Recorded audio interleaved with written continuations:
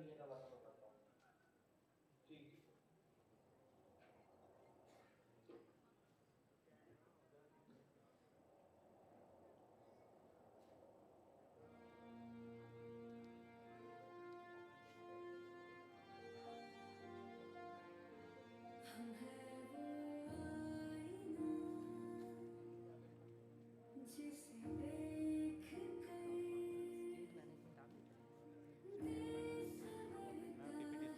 अब भारत को भरोसा है उन पर जो चूकते नहीं, जो थकते नहीं और जो हारते नहीं।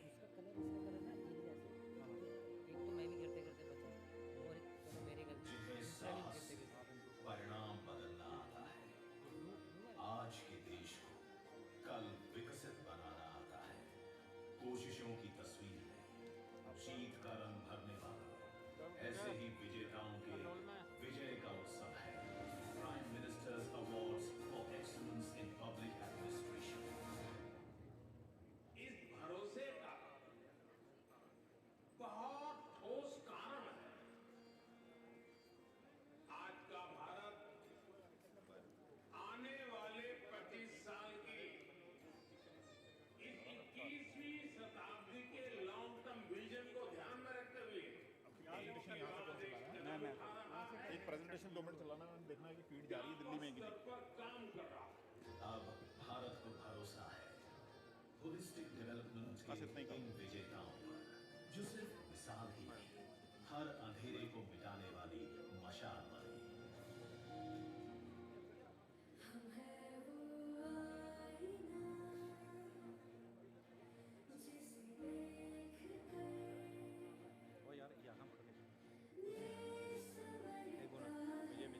हमने कभी जिंदगी में सोचा ही नहीं था हम ऐसे मकान में रह सकते। अब हमारा दिल पता है पीएम सूर्य मुफ्त बिजली योजना में सोलर लगाने के बाद एक तो लाइट का बिल खत्म हो गया है और ये फ्यूचर जनरेशन के लिए भी बहुत जरूरी है।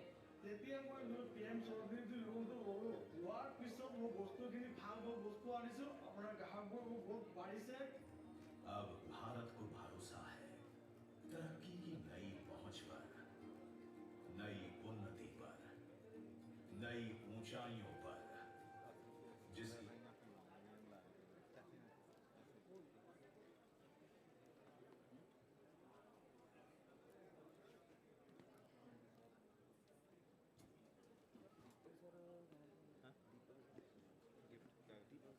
कर रहे हैं, क्या करते हैं?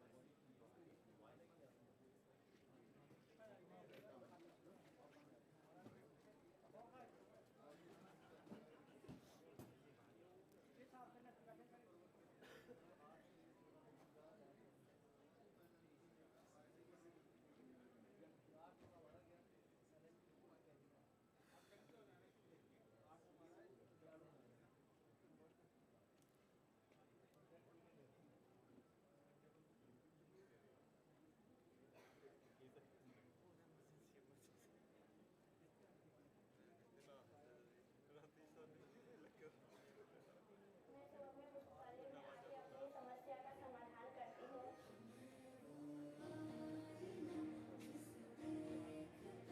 अब भारत को भरोसा है इसे विकसित बनाने को, इसकी मिट्टी से किए हमारे वादों पर कि हम वो बीज बो कर रहेंगे, हम वो पेड़ उगा कर रहेंगे कि जिसकी डाली पर बैठे सोने की चिड़िया लौट आएगी।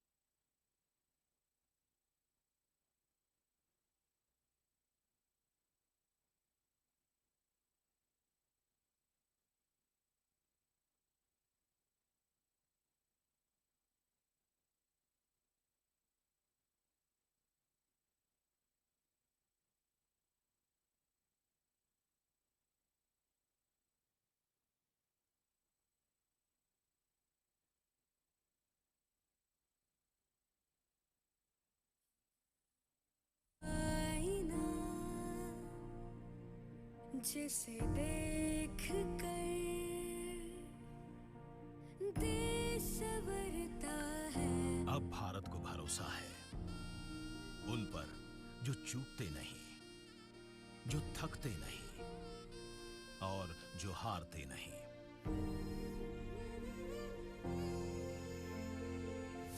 जिन्हें साहस से परिणाम बदलना आता है। आज के देश को कल विकसित बनाना आता है। कोशिशों की तस्वीर में जीत का रंग भरने वाले ऐसे ही विजेताओं के विजय का उत्सव है। Prime ministers awards for excellence in public administration. इस भरोसे का बहुत ठोस कारण है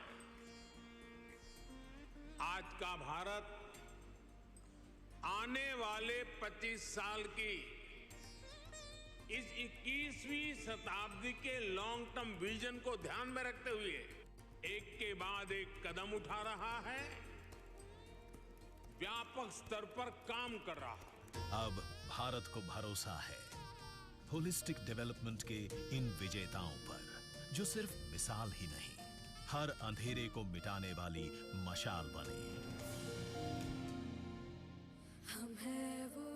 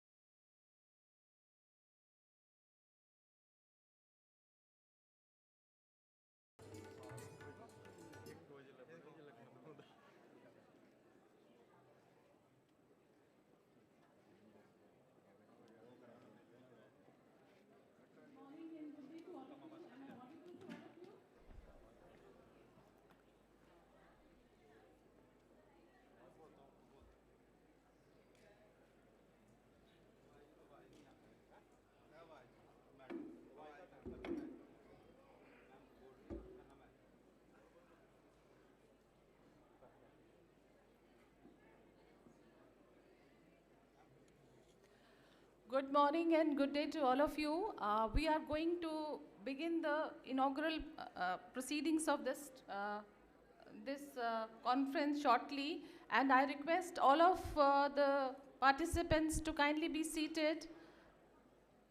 And those who are sitting at the back, they can, come forward. Please come forward, those who are sitting at the back of the hall.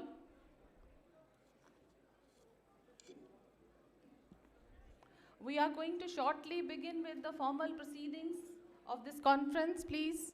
I request everyone to be seated, please, and maintain silence, and let us be immobile for a while and switch off our mobile phones or keep them on the silent mode, please.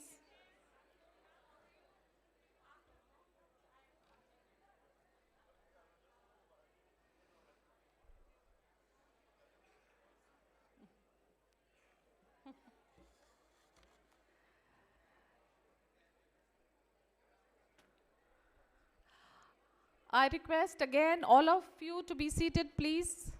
Take your seats, please. यहाँ से करनी है।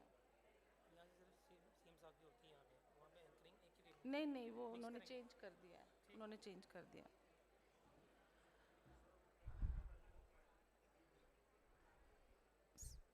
So let us all of us take our seats, please.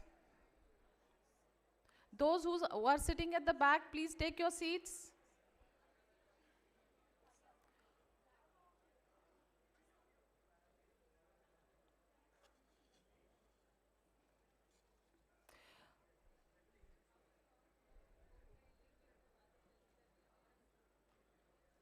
We are shortly going to start with the proceedings of this conference. Please take your seats.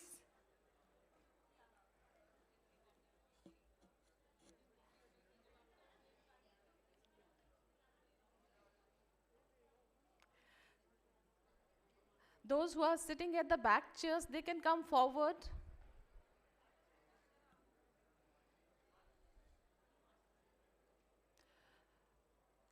Please, I request everyone sitting in the on the back chairs, please come forward.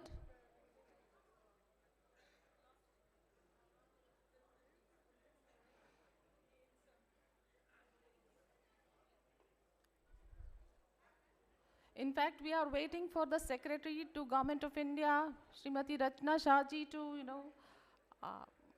to join us shortly, and then we'll start the proceedings at 10:30. So kindly be seated.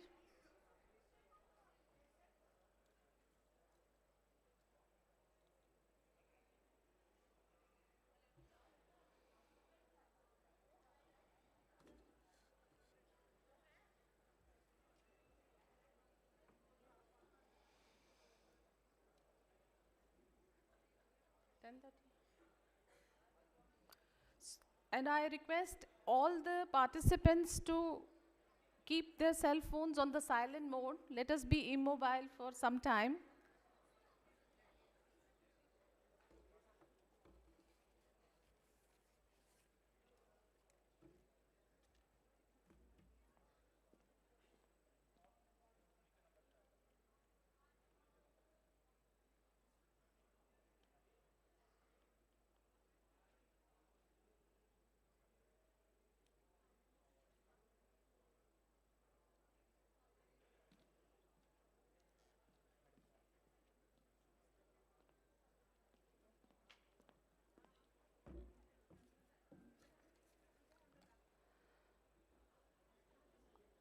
Please be seated. We are going to start the proceedings of this national conference right now.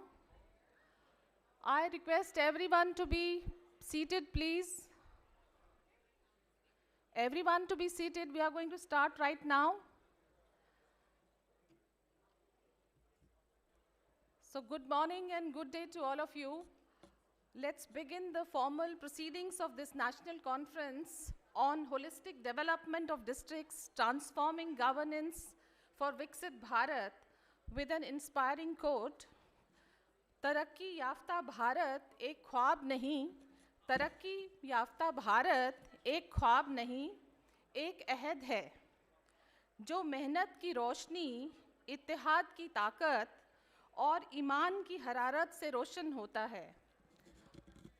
meaning that developed India is not just a dream, it's a pledge illuminated by hard work, strengthened by unity, and fueled by faith. At the very outset, on behalf of the General Administration Department, Government of Jammu and Kashmir, I, Reva Sharma, Professor and Head Academics at J&K IMPAD, on behalf of Madam Rehana Batul, Director General IMPAD, extend a very warm and cordial welcome to all of you, especially the DRPG team, the Prime Minister's awardee officers, administrative secretaries, senior officers from the UT of Jammu and Kashmir, and all the learned delegates from various states and union territories of India. As all of you are aware, that Ministry of Personnel, Public Grievances and Pensions, and Department of Administrative Reforms and Public Grievances, Government of India, in collaboration with the Union Territory of Jammu and Kashmir, is organizing this one-day national conference with a focus on the pioneering development works, innovations and best practices in various sectors, for which the Prime Minister's Awards for Excellence in Public Administration have been awarded to district magistrates all over India. These awards are given in the three major categories: the holistic development of districts, the aspirational block program, and innovations, center and state government organizations. We all know that the very best practice is not merely an acknowledgement of success, but a reflection of our collective commitment towards building Viksit Bharat. In this national conference, learner delegates and Prime Minister's awardees from various states and union territories are participating to deliberate on various innovative practices and development works in their respective regions. The underlying objective of this conference is to bring the national and the state level organizations on the same platform to share best practices in diverse areas for cross-learning and replication. There will be 3 sessions which are lined up in this conference. The first session will be devoted to Prime Minister awarded initiatives for 2023-24 in the multiple category.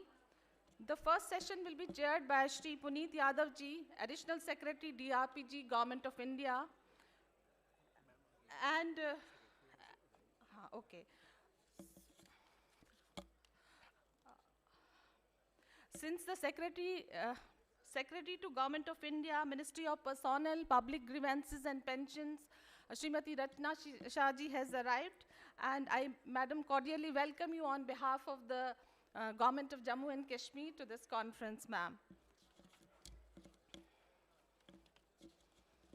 There will be 3 sessions which are lined up in this conference. The first session will be devoted to the Prime Minister's awarded initiatives 2023-24 in the multiple categories, and this session will be chaired by Shri Puneet Yadav ji, Additional Secretary DRPG, Government of India.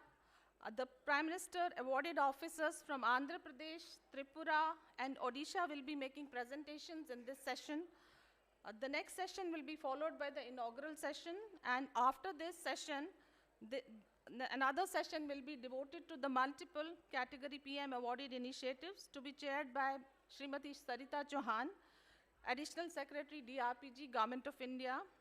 And the Prime Minister awardees from Nalbari, Assam, Andhra Pradesh will be making presentation in this session.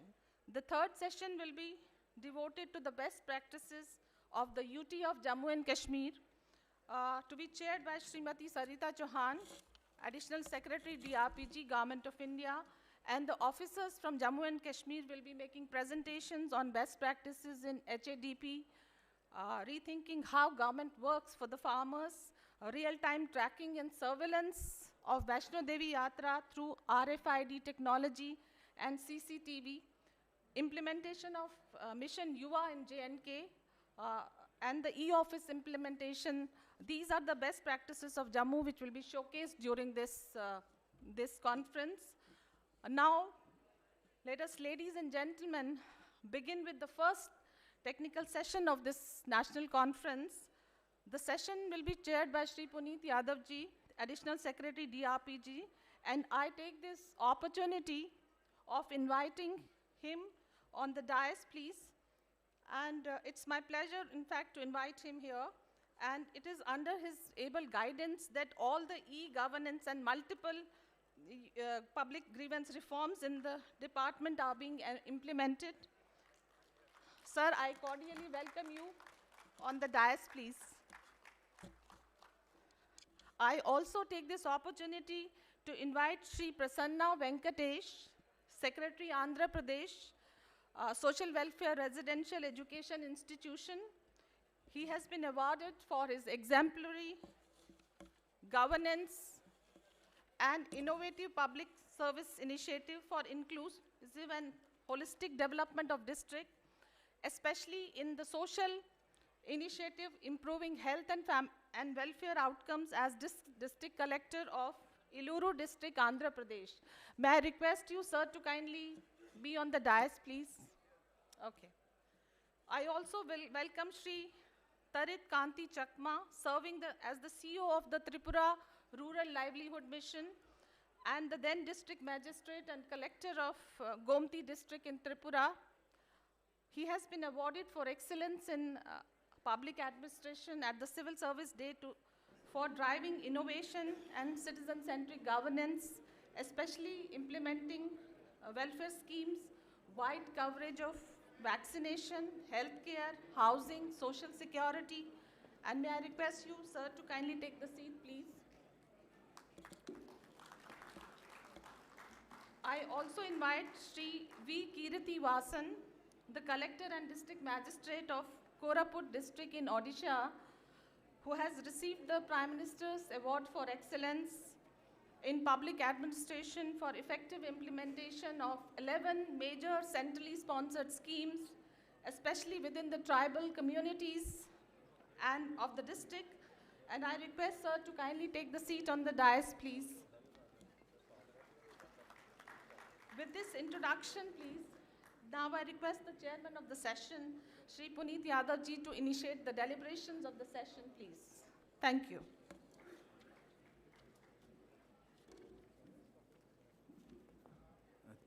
Thank you, ma'am, and let me also take this opportunity to invite two more speakers on the dais. So I'll request Dr. Varnali Dekat. She is Director in the Ministry of Tribal Affairs, Government of India, and she is a Prime Minister awardee for the year 2023. And I also, it's my pleasure to invite Ms. Ayushi Sudan, District Collector, Samba of our own Jammu and Kashmir, and she is an awardee for the year 2024.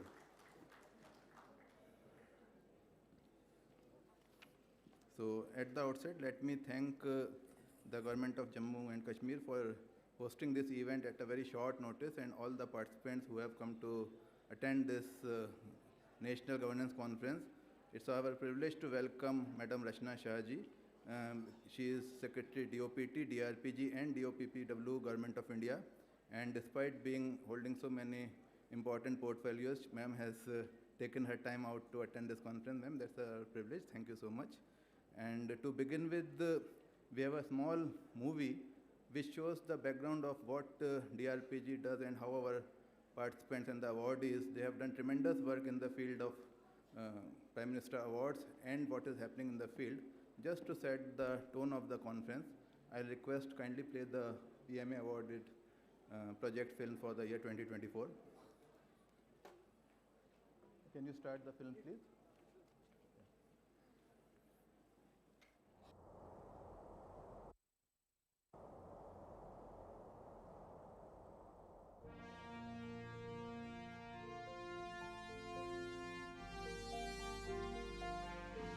हम है वो आईना जिसे देख कर देश संवरता है।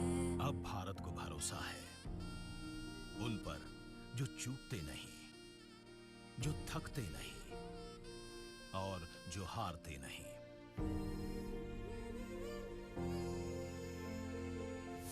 जिन्हें साहस से परिणाम बदलना आता है, आज के देश को कल विकसित बनाना आता है। कोशिशों की तस्वीर में जीत का रंग भरने वाले ऐसे ही विजेताओं के विजय का उत्सव है prime ministers awards for excellence in public administration. इस भरोसे का बहुत ठोस कारण है आज का भारत आने वाले 25 साल की इस 21वीं शताब्दी के लॉन्ग टर्म विजन को ध्यान में रखते हुए एक के बाद एक कदम उठा रहा है, व्यापक स्तर पर काम कर रहा है। अब भारत को भरोसा है होलिस्टिक डेवलपमेंट के इन विजेताओं पर, जो सिर्फ मिसाल ही नहीं, हर अंधेरे को मिटाने वाली मशाल बने। हम है वो आईना जिसे देख कर देश संवरता है। हमने कभी जिंदगी में सोचा ही नहीं था हम ऐसे मकान में रह सकेंगे। अब हमारा भी एक पता है। पीएम सूर्यग्रह मुफ्त बिजली योजना में सोलर लगाने के बाद एक तो लाइट का बिल खत्म हो गया है और ये फ्यूचर जनरेशन के लिए भी बहुत जरूरी है। যেতিয়া মই PM চৌধুৰী লোনটো ল'লো, লোৱাৰ পিছত মই বস্তুখিনি ভাল বস্তু আনিছো, আপোনাৰ গ্ৰাহকবোৰ বহুত বাঢ়িছে। अब भारत को भरोसा है तरक्की की नई पहुंच पर, नई उन्नति पर, नई ऊंचाइयों पर, जिसकी कहानी कह रहे हैं एस्पिरेशनल ब्लॉक्स प्रोग्राम के विजेता। हम है वो रोशनी जिसे ओढ़ कर देश चमकता है। हमारे स्कूल में जब से ICT लैब आया है तो हमें कंप्यूटर चलाना बहुत अच्छे से आ गया है और मैं अब ऑनलाइन और ऑफलाइन के सभी काम आराम से कर लेती हूँ। ജലജീവൻ പദ്ധതി പ്രകാരം ഇപ്പം എല്ലാവർക്കും വെള്ളം ലഭിക്കുന്നുണ്ട്। ഇപ്പം എല്ലാവരുടെ കാര്യം ഭംഗിയായി നടക്കുന്നു।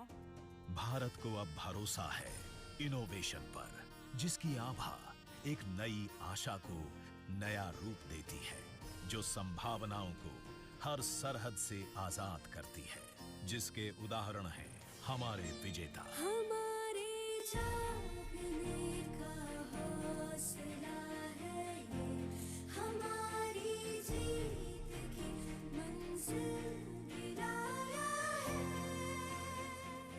পোষণ ট্যাগারের মধ্যে আমাদের একটাই লক্ষ্য আছে, কোনো মা এবং শিশু যাতে ছুটে না যায়। विश्वकर्मा स्कीम के जरिए हमारा हुनर ही हमारा सहारा बन गया। শিক্ষা সেতু এপৰ দ্বাৰা ছাত্ৰ ছাত্ৰীসকলৰ শৈক্ষিক নথিপত্ৰসমূহ এতিয়া ডিজিটেলি সংৰক্ষণ কৰাটো বহুত সহজ হৈ পৰিছে। ब्रेल से संबंधित मेरी जो भी समस्या होती है मैं सुगम्य पुस्तकालय में आके अपनी समस्या का समाधान करती हूँ।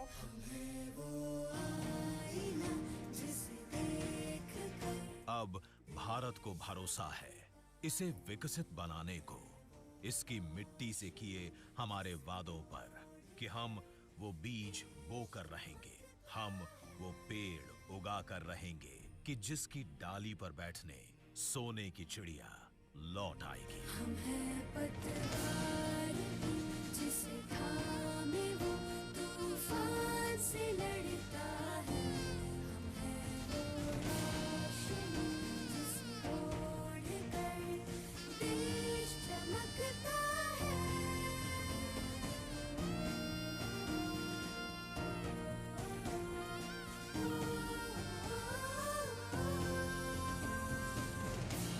हम हैं वो आईना जिसे देख कर देश संवरता है।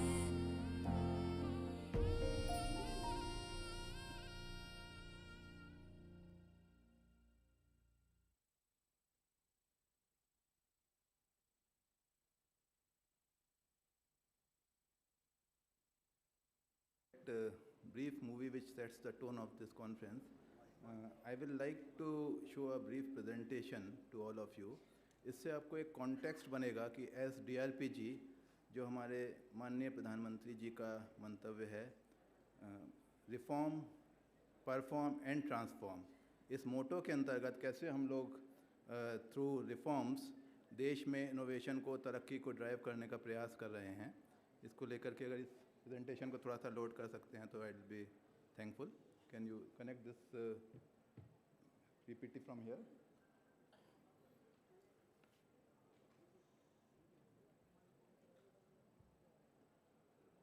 Thank you.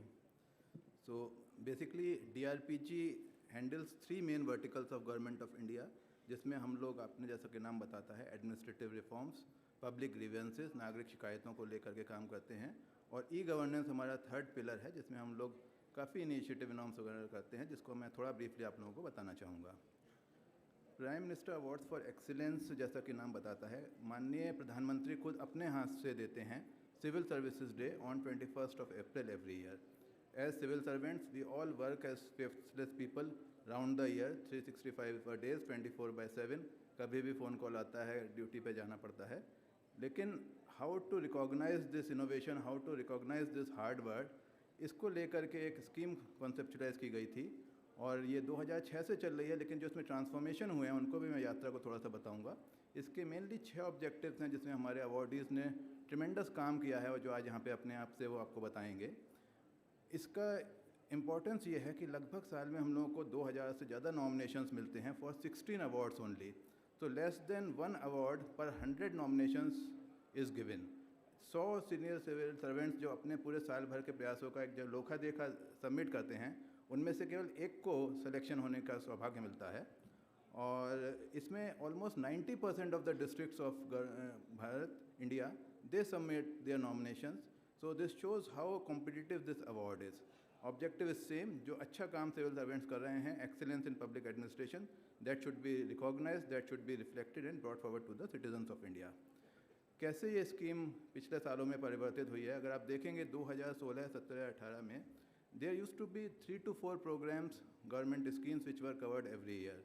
लेकिन अगर आप 2023 में आकर के देखेंगे, now the number of scheme was increase to 11 and 12. इसका मतलब क्या है कि what we saw, how thinking goes behind this whole programme, कि अगर हम 3 या 4 स्कीम को हर साल सेलेक्ट करेंगे, नेक्स्ट ईयर उनको अगर छोड़ के दूसरा स्कीम को लेंगे, तो जब momentum which was build up that is lost, and then the focus shifts to the next scheme. So the focus here is creating continuity and reaching the saturation. Every beneficiary who is entitled to get a benefit incentive from Government of India should get that. और इसके माध्यम से अगर आप देखें, we are trying to target the holistic development. When you are actually performing and focusing a lot on, at a time, 12 schemes of Government of India, it reflects and converts into holistic development for the citizens. तो इसके माध्यम से हम लोगों ने प्रयास किए. The second key objective which was considered is deep routing the reforms. कैसे हम नागरिकों के पास और जाएं, कैसे ग्रास रूट पे, पंचायत लेवल पे रिफॉर्म्स को प्रोत्साहित किया जाए, कैसे वहाँ पे जो अच्छा काम किया जा रहा है उसको आइडेंटिफाई करके बाकी देश के सामने लाया जाए, और जो लेफ्ट आउट या पिछले इलाके रह गए हैं within a district also there are pockets of under development, उनको कैसे कवर किया जाए. इसके अंतर्गत नीति आयोग, PMO के संग समालोचना करके it was considered that it should also be incorporated, and the aspirational block programme was incorporated in the scheme from the year 2024. तीसरा जो हम लोगों का एक बहुत ही पॉपुलर कैटेगरी है which is the innovation category. इसमें भारत सरकार के मंत्रालय, राज्य सरकारें and districts also participate, and 6 awards are given in this category. तो total 16 awards are conferred every year. It is a very rigorous process ladies and gentleman. आपको मैं बताना चाहूँगा कि इसमें it continues for more than 5 months. The whole process, it started in October this year and it will conclude somewhere towards the end of April only. तो जैसा आप समझ सकते हैं, इतनी लंबी प्रक्रिया है. कलेक्टर्स, स्टेट गवर्नमेंट्स और हमारे government of India ministries also they work on their nominations and submit their nomination. एक कमेटी में around 11 to 12 joint secretaries to the government of India there, and they are supervised and chaired by a additional secretary rank officer. उसके बाद इसमें call centre से citizens को phone किया जाता है कि आपको ये स्कीम में आपका नाम दिख रहा है the beneficiary, did you actually get that incentive और नॉट. तो सिटीजन फीडबैक को भी लिया जाता है. इसके अलावा फील्ड विजिट्स में ऑफिसर्स जा करके एक स्कीम को चेक करते हैं. उसके बाद सेक्रेटरी DRPG एक सेशन चेयर करती हैं इन विच शी इंटरेक्ट्स विद और other 8 to 10 secretaries of government of India under the expert committee to see what actually has transformed. So it is also a review process of the government delivery mechanism, कैसे भारत सरकार की schemes काम कर रही हैं, और उसके बाद जो इनपुट्स जाते हैं that is a committee chaired by the cabinet secretary of India. इसमें आउटसाइड द गवर्नमेंट एक्सपर्ट्स भी आते हैं. So the senior most bureaucrat of the entire country gives 2 days of his calendar for this scheme. This shows the significance of the scheme, and then these recommendations are submitted to the Honorable Prime Minister, and if the recommendations are evaluated there also for the last time, and then the finally awardees are selected. आज इन awardees को आप लोग सुनेंगे. ये मैं थोड़ा सा data दे रहा हूँ पिछले साल का. तो लगभग 1600 सबमिशंस थे. In the year 2025 we actually got more than 2000 nominations. Just to tell how we are talking of reforms. अगर आप देखें हम लोग कहते हैं कि 11 स्कीम की बात कर रहे हैं, पर एक स्कीम का मैं उदाहरण देना चाहूँगा विच इज़ हर घर जल योजना. तो it is not about enrolling the beneficiaries, it is not about laying the pipelines. अगर आप इसके कॉम्पोनेंट्स देखें कितने गहराई में जा कर के इसको मॉनिटर किया जाता है, कितने % ग्राम विलेजेस को certified Har Ghar Jal, how many schemes have been handed over to the GP. So it should be actually delivered to the people who are going to run this scheme. Functional tap connection होए कि नहीं. It is not only about laying of the pipelines. It should actually be that the water should reach the households. Similarly, आपके वहाँ पे उसमें जो contamination है उसकी testing हुई कि नहीं हुई. Self help groups को नीचे ट्रेन करके उनको empower किया कि नहीं गया. Whether the local women are actually capable of testing the water quality or not. इतने सारी प्रक्रिया करने के बाद उसकी रिसोर्स की जो आपने क्रिएट किया है उसकी जियो टैगिंग हुई कि नहीं. So end to end पूरी स्कीम की डिलीवरी को. So the focus is not just on enrollment but end to end. So likewise 11 schemes are covered under this scheme. और इसमें गवर्नेंस पैरामीटर्स को कि कैसे हम लोगों का जो महकमा है या हम लोगों का जो गवर्नमेंट जो जिसे सो कॉल्ड ब्यूरोक्रेसी बोला जाता था, how they actually reach out to the citizen, accountability, inclusiveness, audits, third party audits, इन सारी चीज़ों को फोकस किया जाता है. Capacity building, skilling of the employees, citizens, quality control. तो it is going into the top quality performance indicators anywhere across the globe. उनको हम लोग इसमें इनकॉर्पोरेट करके अपनी स्कीम में इंटीग्रेट करते हैं. That is the focus. How saturation is reached? If you see, there is a gradation of those 11 schemes. One scheme has already reached 94% saturation, while some scheme which was recently introduced is at 16%. Within 2 years अगर आप देखेंगे तो बाकी schemes में भी saturation होगा. तो which is where a continuity is being targeted and we are trying to reach out to all the schemes. तो इस बैकग्राउंड में थोड़ा सा मैं जस्ट एक चीज़ और बताना चाहूँगा कि this is the level of each district is getting monitored and likewise each scheme is getting supervised. और इसके माध्यम से हम लोग इसको नागरिकों के पास जा रहे हैं. Coming to the aspirational programme, ये वो ब्लॉक्स थे जो कि रिलेटिवली हमारे जो डेवलपमेंट इंडिकेटर्स थे, वेदर IMMR, MMR, उसमें थोड़ा पीछे आते थे. विदिन 2 years आप देखेंगे जो जहाँ पे हमारा सैचुरेशन 10% या 12% था, now those blocks have reach saturation of 85%, 90%, 95%. So we should be thankful to Niti Aayog which gave this idea and which we have incorporated here. So it is making a tremendous impact at the grassroots level. Innovation is something which we all focus on, which we all support. इसमें मैं 2-3 example देना चाहूँगा. There were some key areas which when we started working at the early stages of our career, हम लोगों को लगता था इसका शायद कोई इलाज मिलना कठिन है. आज की तारीख में ये हमारा एक अवार्डी डिस्ट्रिक्ट्स का डेटा मैं आपको दिखा रहा हूँ राजकोट का. So while they did very well in all the focus areas, this is one reflection of the rooftop solar top, जो इन्होंने चमत्कार करके दिखाया and they secured highest marks in this category. So this is how the impact is being made when the district administration, all the line department officials, they give an impetus and they give their thrust to achieving success in a particular area. This is about PM Vishwakarma. इसमें आपने देखा कैसे जो हमारे artisans हैं, हमारी जो खोई हुई स्किल्स थे उनको रिवाइव करने के लिए हम लोग फोकस कर रहे हैं.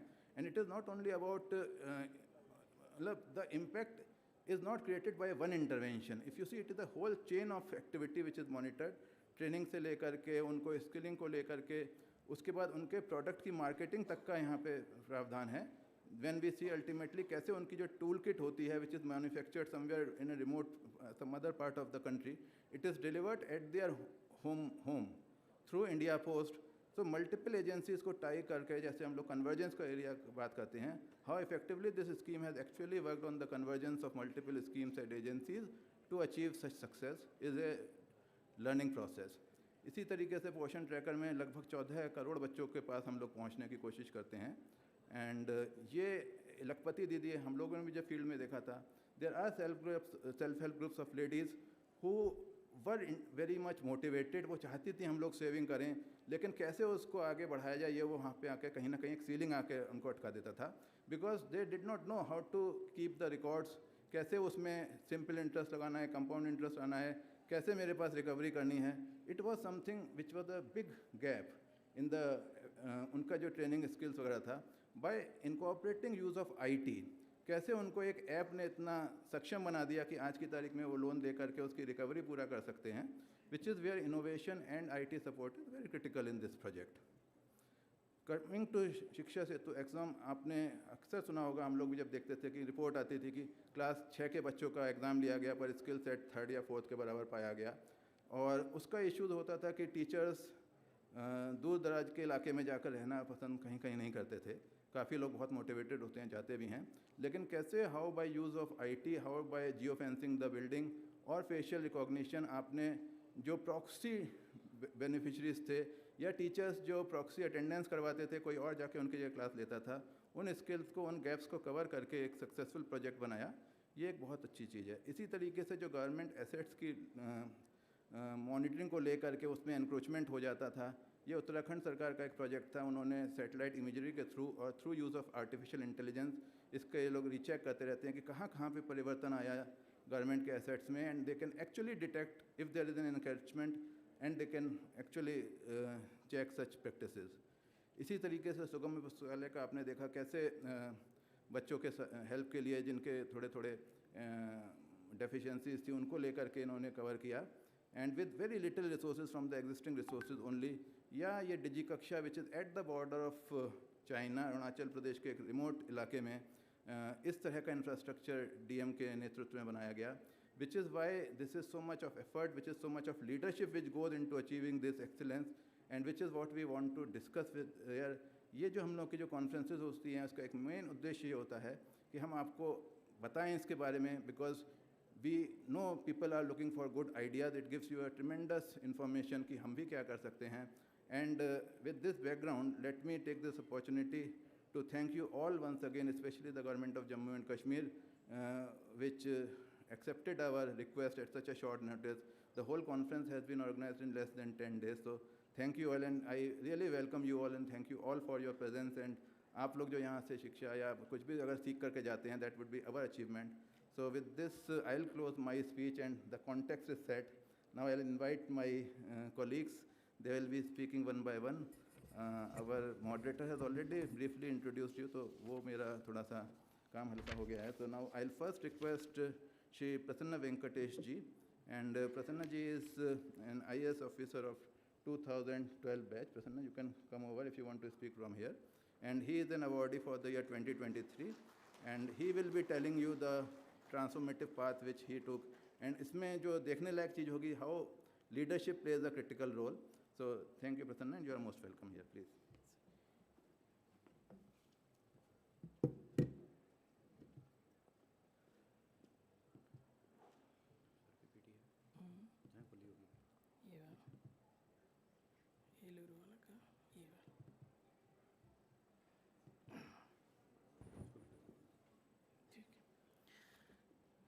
Secretary Ma'am, Chair Puneet Sir, distinguished delegates, respected colleagues, fellow administrators, very good morning. It's a privilege to address this National Governance Conference on Holistic Development of Districts, Transforming Governments or Viksit Bharat. So as we are moving towards Viksit Bharat 2047, a core straightforward question towards us is, when are we going to move from just implementing schemes to transforming systems? So my presentation is very short, 20 slides only, 18 actually the content. I'll be completing it in within 15 minutes. I wanted it to be more interactive. This is the first session in the morning, so I'll make it interesting. I'll not touch upon the scheme guidelines and all. I'll only explain you about the initiatives or changes which we have taken up in Andhra Pradesh. So I'm going to make presentation about Eluru district of Andhra Pradesh. I got this award in 2023 for the year. So before going into the presentation, I just want to explain briefly about the Eluru district. Eluru district is one of the prosperous district in South India. Two major rivers, Krishna, Godavari, everybody knows. This is one of the two districts getting benefited from the both rivers, very prosperous district.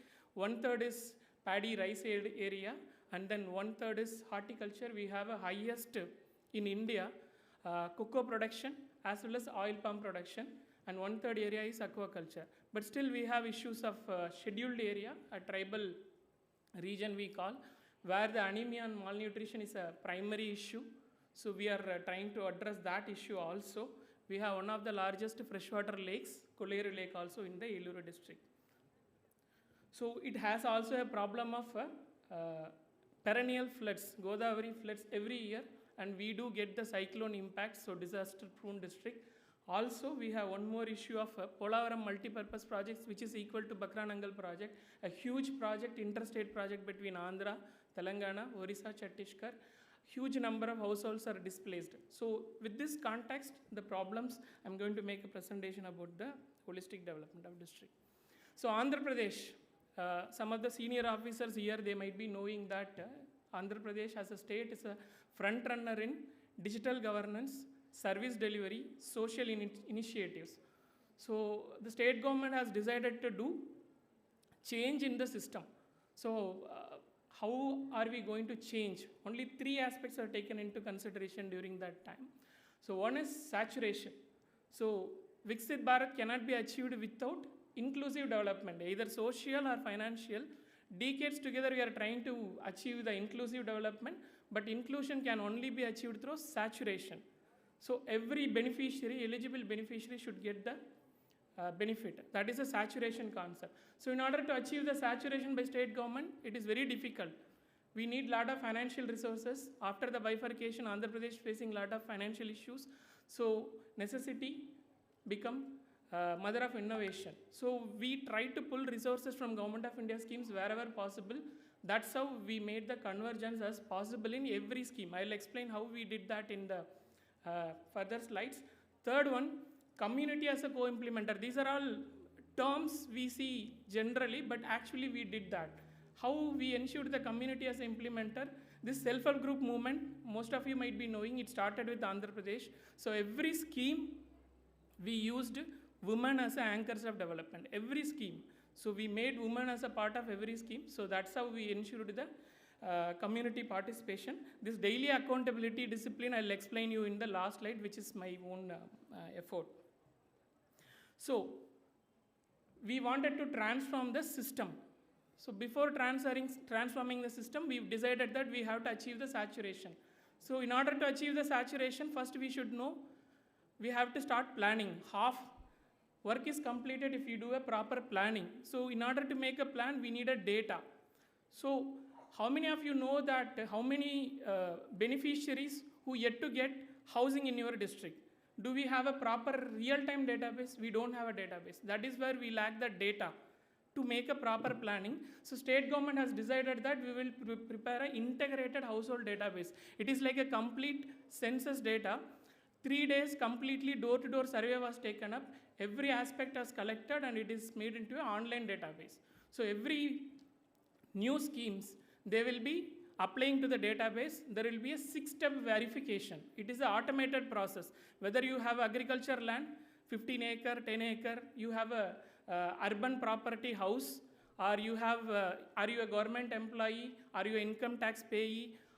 There are 6 such parameters. Automatically it will verify in the database and it will show these are the number of beneficiaries eligible to get the scheme. So through that real time we have a data, so we can achieve a saturation clearly every year. Every scheme is implemented through this database and the DBT mode. So okay, we have a database available. Now we need to go for a planning is completed, then we are going for an implementation. This is a system introduced in Andhra Pradesh, which is not there anywhere in the country, which is village ward secretariat system, which is a grassroots governance. A new system of offices is created at the village level with 2,000 population, urban level with 4,000 population. A proper office is constructed, staff is engaged, like 10 staff at the village level, 12 staff at the urban ward level. They are graduates. They are like engineering assistant with engineering degree, welfare assistant, agriculture graduate, Mahila police, health assistant and VRO. There are 10 to 12 people. So all of a sudden, I got 605 such secretariats in my district with around 6,000 additional staff. They were working between the district administration and state administration. Between the people, they work as a bridge. So this system is very, very effective system in which 500 types of services are delivered at the doorstep. Why I am saying doorstep delivery? For example, the pensions, especially the old age pension, the system generally we don't follow DBT for the old age pension. Every month, first of the day, the pensions are drawn and delivered at the doorstep at 6 o'clock in the morning. The staff from Ward Sachivalayam, they go, and now even the Chief Minister, he himself goes to the first of the day with the home and they deliver the pension money to the elderly people. So that's how the doorstep delivery was ensured with volunteers as well as these many staff. Digital integration throughout every scheme is done. These are the two initiatives which made the systems to transform in Andhra Pradesh. So coming to Har Ghar Jal, so here we practiced the community contracting model. The Gram Jal Sangh, they were given the work to execute. They executed only piped infrastructure. Remaining civil works were taken care by the department. So the concept transition, how it happened, generally any issue happen in the infrastructure, the engineer comes, they take estimates, they prepare estimates, they take long time to rectify. So the infrastructure gets deteriorated. Here we made the people to maintain the infrastructure. That's how we changed it from department managed infrastructure to community owned sustainable infrastructure. How we did? We trained the pump operators, electricians, masons and plumbers. They become maintainers with a user fee collected from the Jal Jeevan Mission fee, connections. So the maintenance is taken care. Here, self-help group women, Anganwadi teacher, A&M, everybody was trained to do the water quality testing. These test results are displayed at the Gram Panchayat. So we do have a convergence here. One more initiative here, under National Jal Jeevan Mission, this pilot project was taken up by the Government of India. Around 18 locations it was taken up. In Eluru, 2 locations taken up. So disinfecting the water is a primary issue. Every time the operator has to climb the overhead reservoir, pour the chlorine. So it becomes very difficult task. They don't do it. Instead, this inline chlorination system was introduced, which is electricity, 100% electricity free, low maintenance. There will be a cartridge in which you will be dropping a tablet.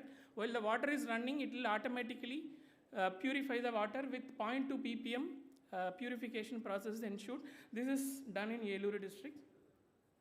So coming to PMAY, this is one of the very beautiful scheme. I'll explain how we did it effectively under convergence mode in Andhra Pradesh. So under PMAY, beneficiary-led construction, we just gave sanctions. Most of the places we have done. Earlier also we did that. So wherever they are there, they try to construct. If they don't have a knowledge, they go to a contractor or somebody, they make money and they constructed some poor quality constructions. Here, what the state government has done, they prepared a cluster-based holistic development model, like a layout. How a private layout is there, a government has created a layout. In Eluru alone, 555 crores were spent in acquiring a land and creating a layouts. In the layouts, house sites were given free of cost to the beneficiaries. So the infrastructure part like roads, drainage, water supply, electricity, plantation, everything is through convergence mode state government has taken up, except the road part which state government directly took up. Remaining under convergence like Jal Jeevan Mission, water supply was provided and toilets were provided under SBM and under NGNRGS, 90-day labor component. Wherever possible, everything is pulled up and this layout is created. Not just creation of layout, state government has gone to the next level. They provided free sand, subsidized cement and steel. The bigger companies, they were brought into the picture, negotiated, the cost reduction has happened, and then the negotiated price, these inputs were given to them. More than that, 35,000 additional loan with 3% interest rate is given to the self-help group women to ensure that a construction is taken up properly. Also mobilization advance, you don't have to put any money on your own. We will give you 10,000, you start doing your work. Like that the encouragement was taken up. This is one initiative, collaborator model. So most of the public, they may not know how to do a construction. They are not a labor, construction labor. So what we have done, we identified 20 people under SHG beneficiaries. We have a tie-up with a bank as well as one contractor. It's a third party, a concept called collaborator model, who has a expertise, machinery to construct the houses. So these houses were started constructing in a tripartite agreement method. Once the stage-wise work is completed, the payment goes to the bank, bank makes a payment to the collaborator. It was a very successful model. In the layout, ready-mix plant was established so that construction speeded up. Brick units were established so that inputs were available locally. So this is one such initiative. And every week the housing day is conducted. Every week the district administration, mandal level officer, they go to the layout, they conduct the grievance day, and they take up the issues. So PMJAY, so I was saying Andhra Pradesh is a front runner. So the first scheme initiated for the comprehensive health insurance is the Arogyasri scheme from Andhra Pradesh. It was way back in 2008, 2007. So this PMJAY, before that Rashtriya Swasthya Bima Yojana was there, which is 2008. Even before that, comprehensive health insurance scheme was introduced in Andhra Pradesh. When this PMJAY came into picture, it was converged, integrated into the existing scheme. There is a Arogya Mitra placed at every hospital, empaneled hospital. Whenever any beneficiary goes, he will take care of everything. He will ensure the treatment. He will upload the bill. And any grievances, it will be uploaded in an app. It will be reviewed directly by the district collector with the empaneled hospital. That's how it became a very successful model in Andhra Pradesh. Comprehensively, lot of unlimited coverage is there here. So PM Matru Vandana Yojana, here also I will be highlighting only one initiative, high risk birth planning. So I said Eluru district, though we have prosperous, but tribal regions, we have high IMR and MMR. So in order to reduce the IMR, MMR, institutional deliveries to be ensured. But generally what we do, one day before or after getting a pain, they bring the pregnant woman to the hospital. Sometimes it becomes a high-risk pregnancy, IMR, MMR happens. So here, state government has suggested that to the district administration, you take up an initiative and we will see. So what we did, 2 to 4 weeks before expected delivery date, we brought the high-risk pregnant woman, only high-risk pregnant woman to the CHCR area hospital so that they will be under the care for 2 weeks before delivery. So the deliveries were, institutional deliveries were ensured and IMR, MMR has come down. This is a very simple initiative. Only the food expenditure towards the patients, the pregnant woman staying in the hospital to be taken care, that we have taken care locally. So because of that, IMR, MMR has come down. So Mission Indradhanush, we reached 100%. Faraway regions also we have gone through outreach activity through boards. You can see that. So here I would like to highlight 2-3 points only. Apart from midday meal, we have this groundnut chicky with jaggery as well as ragi java. Both were provided. One is provided by the state government, another is provided by under CSR initiative of Satya Sai Trust Puttaparthi. They are sponsoring for the entire state this ragi java with jaggery.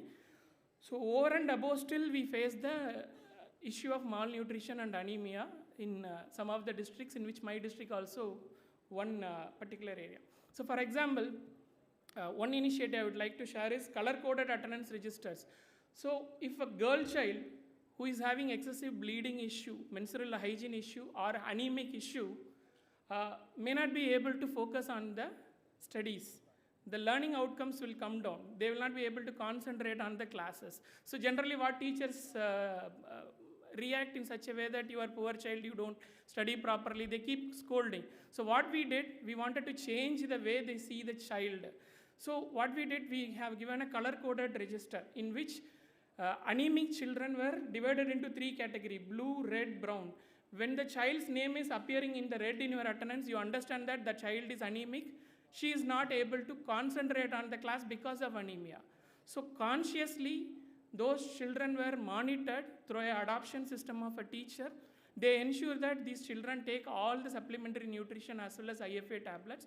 That's how we brought down the anemic students from 34,000 to 22,000, and we also introduced the moringa plantation in all the districts. Yeah, I have only few slides. So this is one initiative taken up at the local level by the district administration. 160 days study we conducted. Even after so many supplementary nutrition is provided, why still these children are anemic, why pregnant women are anemic and malnutrition is observed. So what we did, we have done a collaboration with the NGO as well as the St. Teresa Women's College, where the home science department is there. They created one supplementary nutrition with moringa leaf. So how many of you know about moringa? I do not know, but in South India, especially in Tamil Nadu, which is a very stable food, which has very high nutritious content. Moringa is a miracle leaf with a powerhouse of protein, iron, calcium, vitamins, which grows very easily. So using that moringa leaf, a supplementary nutrition was initiated. FSI certification was taken. Once 80 days, we have given the supplementary nutrition to the woman as well as the child. These home science students, they were sent to the villages once in 15 days, once in a month. They did a proper study. They analyzed the results. The outcomes are enormous. A simple intervention with behavioral change, monitoring has improved hemoglobin level to 0 to 2 grams, as well as the malnourished children growth has increased. You can see a visible change. Like a malnourished child, if you see, the hair color will be kind of a brownish, brittle hair. So after 6 months, the hair color has changed to black. So the conjunctiva, pale conjunctiva has converted into normal. So we did a proper study using a health department, women and child welfare, and NGO, and the study was actually overwhelming. State government has taken up this initiative to implement in other places also. I have last 3 slides. So Ujjavala, I have already told. Deepam, how many of you know Deepam scheme of Andhra Pradesh, which we started in the year 1999, well before the Ujjavala scheme, the similar scheme like Ujjavala initially. So we have already achieved the saturation, so I don't go into this detail. So this is my last but one slide.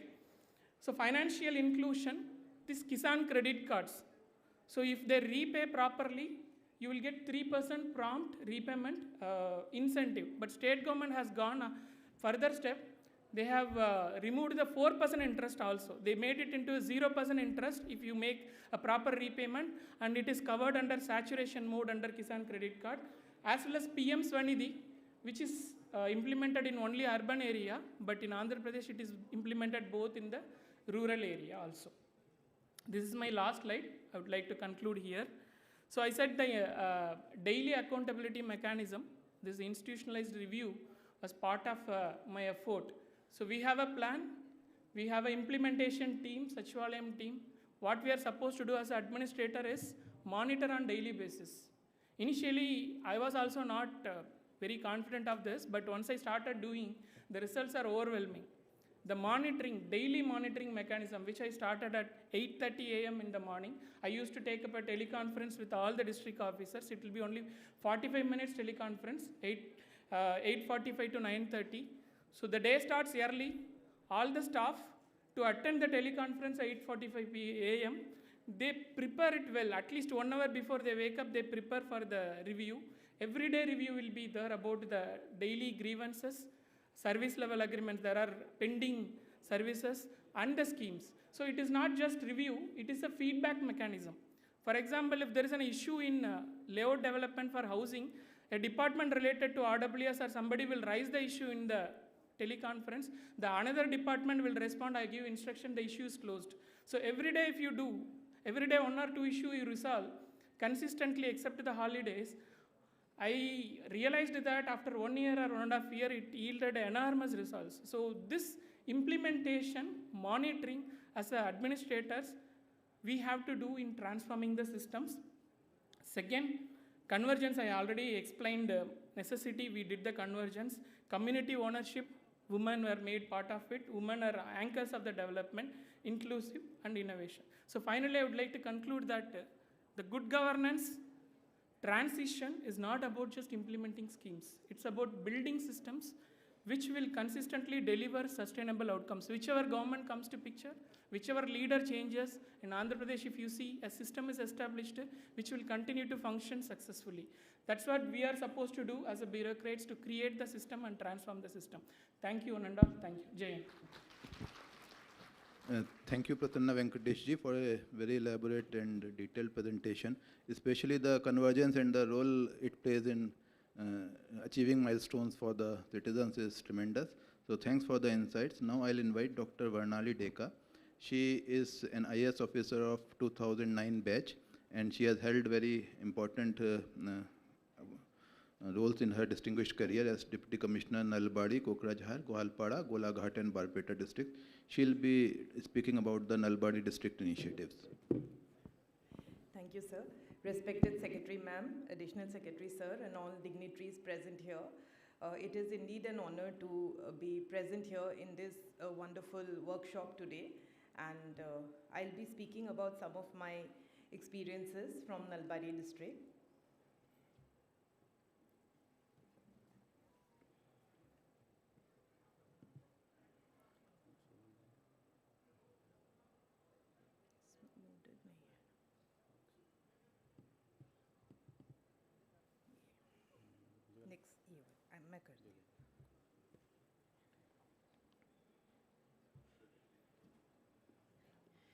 So I'll just speak about the district Nalbari. In sheer contrast to Prasanna's district, my district is one of the poorest districts of Assam and one of the densest districts of the entire northeast.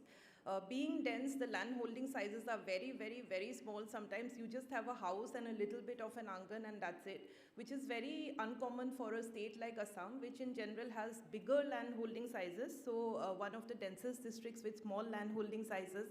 Assam, as all of us are probably aware, is very, very disaster prone. It is flood prone. Nalbari is like a bowl. So anytime any flooding happens, anytime there are rains in Bhutan, the district gets filled up with floods, with water like a bowl. So one of the most disaster prone districts of Assam, with formidable issues of access, of reach. The braided Brahmaputra creates a lot of floating islands which are called sores, and reaching out to these population is always an issue. There is a heterogeneity of population, different in terms of way of life, in terms of language, religion, ethnicity, in terms of culture. So it makes a one-size-fits-all approach very, very difficult. So the first time I got the PM's award was in 2020 for my work in Goalpada district, and then subsequently in 23-24 Nalbari was shortlisted, and the National E-Governance Award in Kokrajhar. So sir, I just wanted to share one common experience that there were two things that we had been following in all of these districts. The first was that anytime there was some problem that came up, because Goalpada was an aspirational district, Nalbari again had issues. So anytime a problem came up, the entire district team would sit down together and we would brainstorm for solutions, and we would, through support of academia, through support of CSR, through support of various banks, whatever was little present there, we would try to find out a solution to that problem. So A, the approach was always solution based, and B, there were certain common principles across these districts which I would like to share about. So before going on to the governance part of it, I just wanted to come to this slide. This is like a holistic snapshot of what we had been doing. The first is that we always tried to create a convergence across schemes. So anytime a beneficiary came to us in any department, all the other department officials were also sensitized on the schemes. So anytime a person came for a PMAY house, when the person would visit for the paperwork of the house, the block officials were also sensitized that is the person in need of a livelihood option, in which case we would try to sanction a scheme under IBS, under NREGA, or we would try to provide a Pradhan Mantri Mudra Yojana loan. So it was a two-way convergence of schemes. Additional Secretary Sir has talked about saturation of scheme. So scheme saturation, in this way, it also helped us, because every time a person came who was also in need of, say, portion under for the child, the mother required some portion, it also helped us identify those needy beneficiaries. So nowadays the approach is of no one left behind, and these two-way convergences always helped us in terms of creating burgeoning of scheme benefits, creating Sampoorn Samriddhi. So anytime a beneficiary would come for one scheme, we would also try to tick the other boxes. Is the beneficiary in need of the other schemes? Har Ghar Jal mein kya uske ghar mein pani hai? Is there, does he have a toilet as well? And is there a gas connection available, and so on. Then the second important part was use of technologies. Technology use was not only empathic, it was also empathetic. For example, in border areas, when I visited these areas one time, the people told me, for example, in Kokrajhar, this is a border district with a boundary with Bhutan. So persons used to come and tell us that it would take them 4 hours to reach the district headquarters. So from this, the concept of the infrastructure snapshot app was born. So in this app, the person could, put in his grievance, and within 24 hours, we would respond to the person that these are the issues, this is why your problem will be solved, or this is why your problem would not be solved. So JJM Brain is one technology which was piloted in Nalbari. Under JJM Brain in Nalbari, what we were seeing is that Har Ghar Jal Yojana, Prasanna has talked about. Har Ghar Jal Yojana mein kahin pe kya hota tha ki till the last point the water would not reach, because the water pressure would become so poor till the last point that aakhri point pe us pipeline mein when you reach the last point, if you turned on the taps, it was just a drizzle of water coming. So for such issues, the JJM Brain app was developed. And JJM Brain, what happened is that every time you went to a Har Ghar Jal PWSS, a pipe water supply scheme, if you there would be a QR code, and nowadays everybody has a mobile, most people have a smartphone, so they just had to scan the QR code, and then everything related to the scheme, what are the scheme coverages, what are the scheme monies that were required in the scheme, the funds that had gone on, all of this was provided under the JJM Brain app. We had an electronic billing system as well, because many times people said that they came to the office, they were not, it caused them loss of a day's wages, or sometimes it would be like the person came in the morning, the bus service would close by 3 o'clock, so they had to again stay back at the headquarters, causing them further, inculcating more losses in terms of having to stay at a hotel and so on. So electronic billing system was developed, Jal Kosh, Jal Mitra, Jaldoot apps, all of these were used very efficaciously. And then we had the Pragya app. The Pragya app is an app for urban space. So Nalbari has a limited urban space, but what was seen is that even in this urban space, many times there were issues because it is a new municipal area.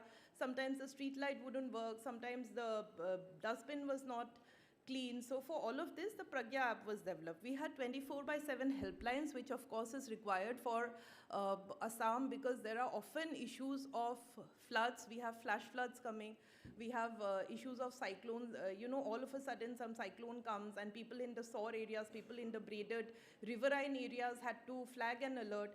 So we used to generally ensure that the towers were on and people could reach us. Comprehensive and multifaceted use of SHG networks.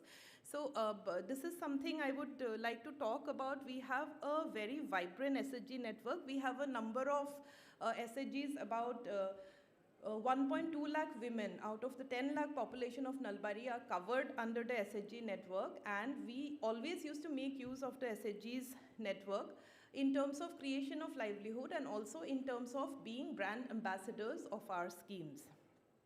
Innovative use of MG and Rega. I'll talk about Nalbari sometime later, and then Udyam Goshtis. So in Assam, generally, the focus has always been on being job seekers. Most of the time, it is a very service-oriented kind of a culture. So from being job seekers, we were trying to create job creators, and with the concept of Udyam Goshti, these were basically clubs which were created of students starting from 4th standard onwards, and these children were given training. We made them talk to leading entrepreneurs. We made them visit the entrepreneurial areas, the industrial areas. So we tried to orient in them an orientation of being job creators. How could you be an entrepreneur for social good? So these are some of the things which I'll be talking about a little more in depth after this. How convergence was affected to get the desired result, I have already talked about. For example, in terms of, every time a girl child is born, the children of the nearby school, they used to go visit the girl's family, where a baby girl is born, and plant fruit-bearing and valuable trees. Fruit-bearing trees for nutrition, valuable trees because then a few years down the line, those trees could be used. in terms of these. So I'll talk a little more in details of some of these concepts. The governance parameters, this is what the PM award had, these were some of the parameters of the award. I have already talked about creating digital platforms, and Prasanna has very nicely talked about monitoring of scheme, 100% monitoring.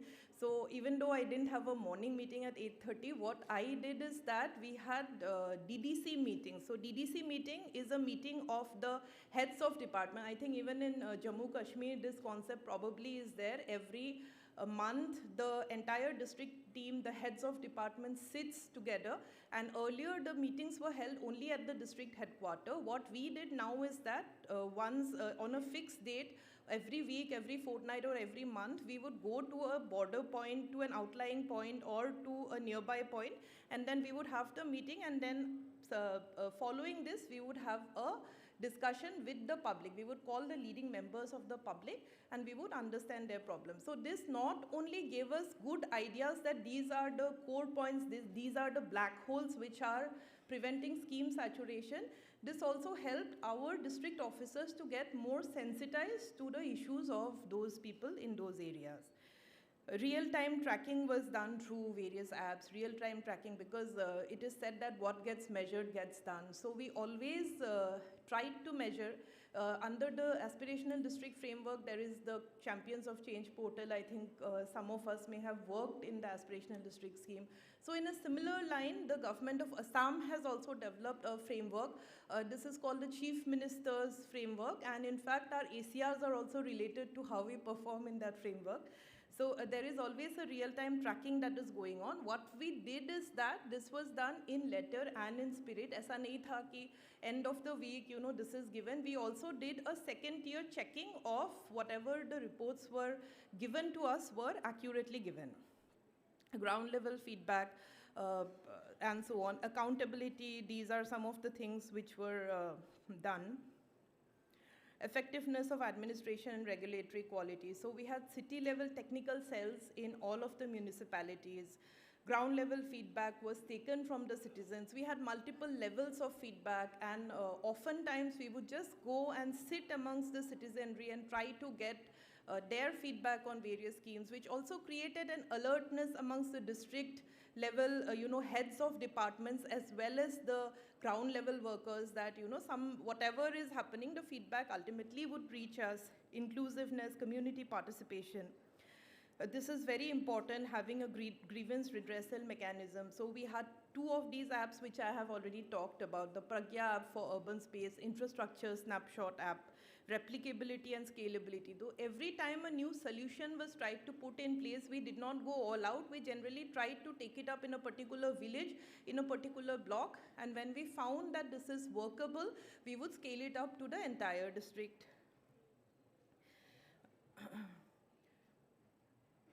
So this is regarding the Nalberi scheme, which I'll talk about a little later because I also want to show the beneficiaries' feedback on the scheme. Human resources and capacity building, convergence of schemes. These things I've already spoken about. So Prasanna has already given a good idea of all of the schemes. I just wanted to take it from a human angle because for us, generally us as administrators, we tend to think of things only as statistics. कि ठीक है यहाँ 99% coverage हो गया, how do we take care of the 1%? Or sometimes it even happens that, when we do an Anganwadi rationalization, we may think, okay, there is one Anganwadi in, there are two Anganwadis in that area within a radius of 1 kilometer, but we also tend to forget that the other Anganwadi that we are trying to merge into the first one, how much would be the human cost of that? Maybe a mother, maybe a young child would have to walk a kilometer extra, walk 2 kilometers extra. So that human factor also we have tried to factor in. I'm sharing some of the stories that, people talked about. So when we were trying to assess and audit these schemes, one of the persons told that, she is a weaver. So how, when we think of Har Ghar Jal, we only think about getting clean water to the household, but what is the impact of the lady of the house? Earlier in Assam, because there is sometimes this issue of iron in water, So this lady is saying that she spent 2 to 3 hours daily queuing at the community tube well for water, and then they have these filters of sand and charcoal which had to be cleaned out, and then new layers had to be put. So in these filters she had to filter the water. So 2 to 3 hours every day would go in this filtering process. Ji sir. So these are some of the human aspect stories as well. Pradhan Mantri Awas Yojana Gramin. So Pradhan Mantri Awas Yojana Gramin, this is one scheme which is absolutely ideal for the concept of Sampurn Samriddhi. Every time a beneficiary used to, a construction of the houses would go on under Pradhan Mantri Awas Yojana Gramin, the local BDO was told that you visit the beneficiary house, you see if she is in need of some other schemes. A number of times the feedback would pool in that, the beneficiary is somehow constructing this house, but he has already taken loan, she has already taken loan, and she is not able to complete the construction process. So in these cases, rather than taking the beneficiary, as a culprit, oftentimes hota hai ki acha paise le liya, ghar nahi banaya, to you put pressure on the beneficiary. Rather than that, we took a more empathetic approach. We tried to provide some loan, we tried to provide some IBS which would give a shot in the arm to the beneficiary so that she could complete the house. At the same time, if we found that she was in need of some other livelihood options, we tried to provide a mudra loan. Similarly, Pradhan Mantri Awas Yojana Urban. Oftentimes we combine Pradhan Mantri Awas Yojana Urban with PM Swanidhi. I think some of us being administrators would know what is PM Swanidhi, and I guess the latest batch of Jammu Kashmir Administrative Service is here, and I interacted with a few of them. All of them are very bright. So you must be knowing what is Pradhan Mantri Swanidhi and what is Pradhan Mantri Awas Yojana. So if any time a beneficiary came for Awas Yojana, we would try to also see if they were in need of Swanidhi. Some of the success stories, there was this widow who had been thrown out. In Assam, this issue sometimes comes up that if a husband is, the husband dies, the woman is blamed that she is an upshagun. So this lady was thrown out, and then how little by little she could save, and then she built up a house, she built up a shop, and so on. These are some of the other initiatives under Indradhanush, how we could manage to cross the barriers.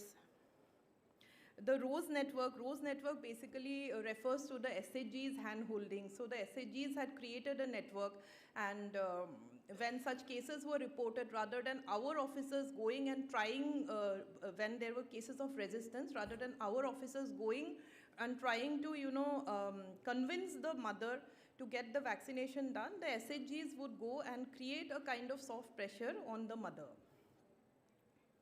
Some of the other initiatives, I think we are a little short of time.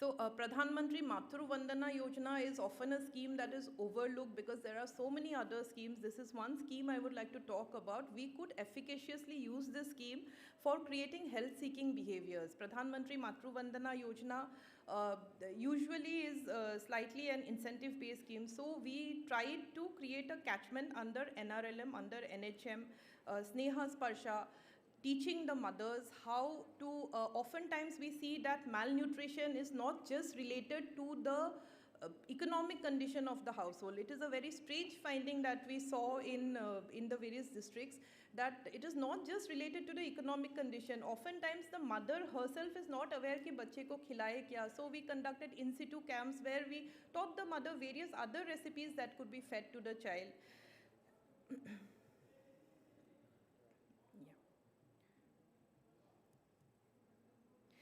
I'll just end with one small example of how just NREGA can create multiple convergences, and this is the last example, sir. So there is this scheme called Nalberi that we had taken up, and in fact that was even appreciated in the Chief Minister's Karma Shri. So under Nalberi, what we did is that we created work sheds for eri cultivation. Eri is a silkworm. So we created worksheds. Earlier, the silkworm, the ladies who did silkworm production, the silkworm, they would keep the worm along, the person would stay with the worm. So we created worksheds and we gave the ownership of the worksheds, the owners of the workshed to various SHGs. So the SHG women would take turns, and in these workshops, they did eri cultivation.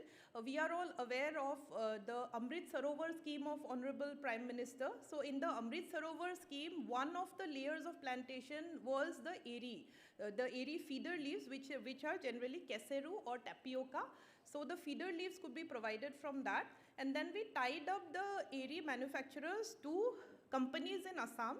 So there was a minimum support price that these companies provided, and at the same time the eri producers were given this leeway that they could go beyond this price as well. So I'll end with this, sir. Thank you very much. Thanks a lot. Thank you, Varnali Dekaji. It is an excellent presentation, and how the local resources are mobilized to achieve so much for the local citizens. That is the lesson. I'm sure everyone is getting some new ideas, some innovation which is promoting you to think, prompting you to think, and what we can replicate at civil servants. So that was an excellent presentation, ma'am. Thank you. Now I invite Shri V. Kirti Vasanji. Kirti ji is the 2018 batch of Odisha cadre, and he is currently DM of Kanjam district, though he will be speaking about the award-winning Koraput district initiative.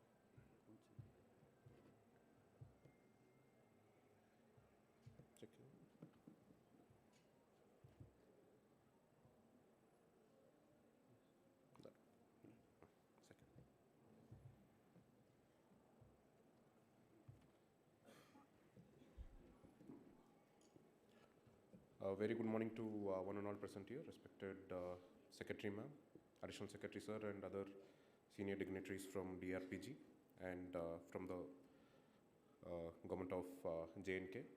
I am Kirti Vasan, currently serving as Collector and District Magistrate in Ganjam District, and I had the privilege of representing Koraput District during the PM Awards 2024. And we won the PM Awards for under the category Holistic Development of Districts, which the earlier senior speakers spoke about. So I will quickly run through the best practices that Koraput District implemented as a part of all these 11 Government of India flagship schemes. So before that, I would like to give a brief overview about Koraput. So to appreciate the efforts taken by Team Koraput, one has to understand the difficulties under which the district is placed. Koraput is one of the aspirational districts of Niti Aayog, and the district has around 8,800 square kilometer of area, which keeps Koraput as the third biggest district in the state. And undivided Koraput, which consists of 4 other districts, was one of the biggest districts in the entire country before the division happened in 1993. And more than 25% of the district is forested, and it is a part of the Eastern Ghats.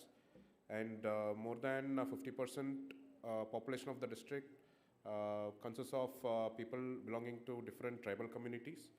And the district had a very low literacy rate, as low as 49%, and predominantly most of the people stay in the rural areas. In terms of livelihood, the primary livelihood options include different agricultural practices, and the district is emerging as a prominent tourism hub in southern Odisha, connecting Andhra Pradesh and Chhattisgarh. And there is significant bauxite mining, with Nalco holding one of their biggest mining deposits in Koraput. And Koraput also has this distinction of holding the tag as globally important agricultural heritage systems, which most of you might be aware, because Kashmir in J&K was the first place in the country to get this unique identity in 2011, followed by Koraput for its traditional agricultural practices with more than 100 different kinds of local rice varieties. So I'll be talking about different best practices under various schemes under Har Ghar Jal. Because of the sparsely populated pockets, the district hardly has around 15 lakh population, but since they are spread out across 8,800 square kilometers, so it was important for us to saturate every single village. Some villages, some hamlets would have just 2 or 3 households, but it was important for the administration to ensure that the services reach the last person, the last household.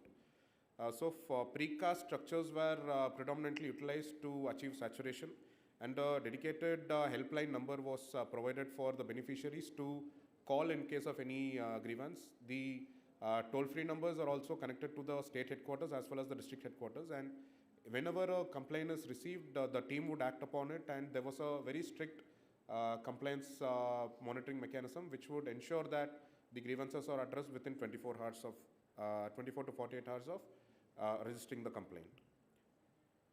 And due to the difficult terrain under which we operate, it was not possible for us to tap the surface water or the river waters for providing water supply across the district. So we came up with a system called spring-based water supply projects, in which natural springs were used, and the water from these springs was stored at different locations. And the spring-based water supply systems were implemented to cover various villages to achieve the saturation.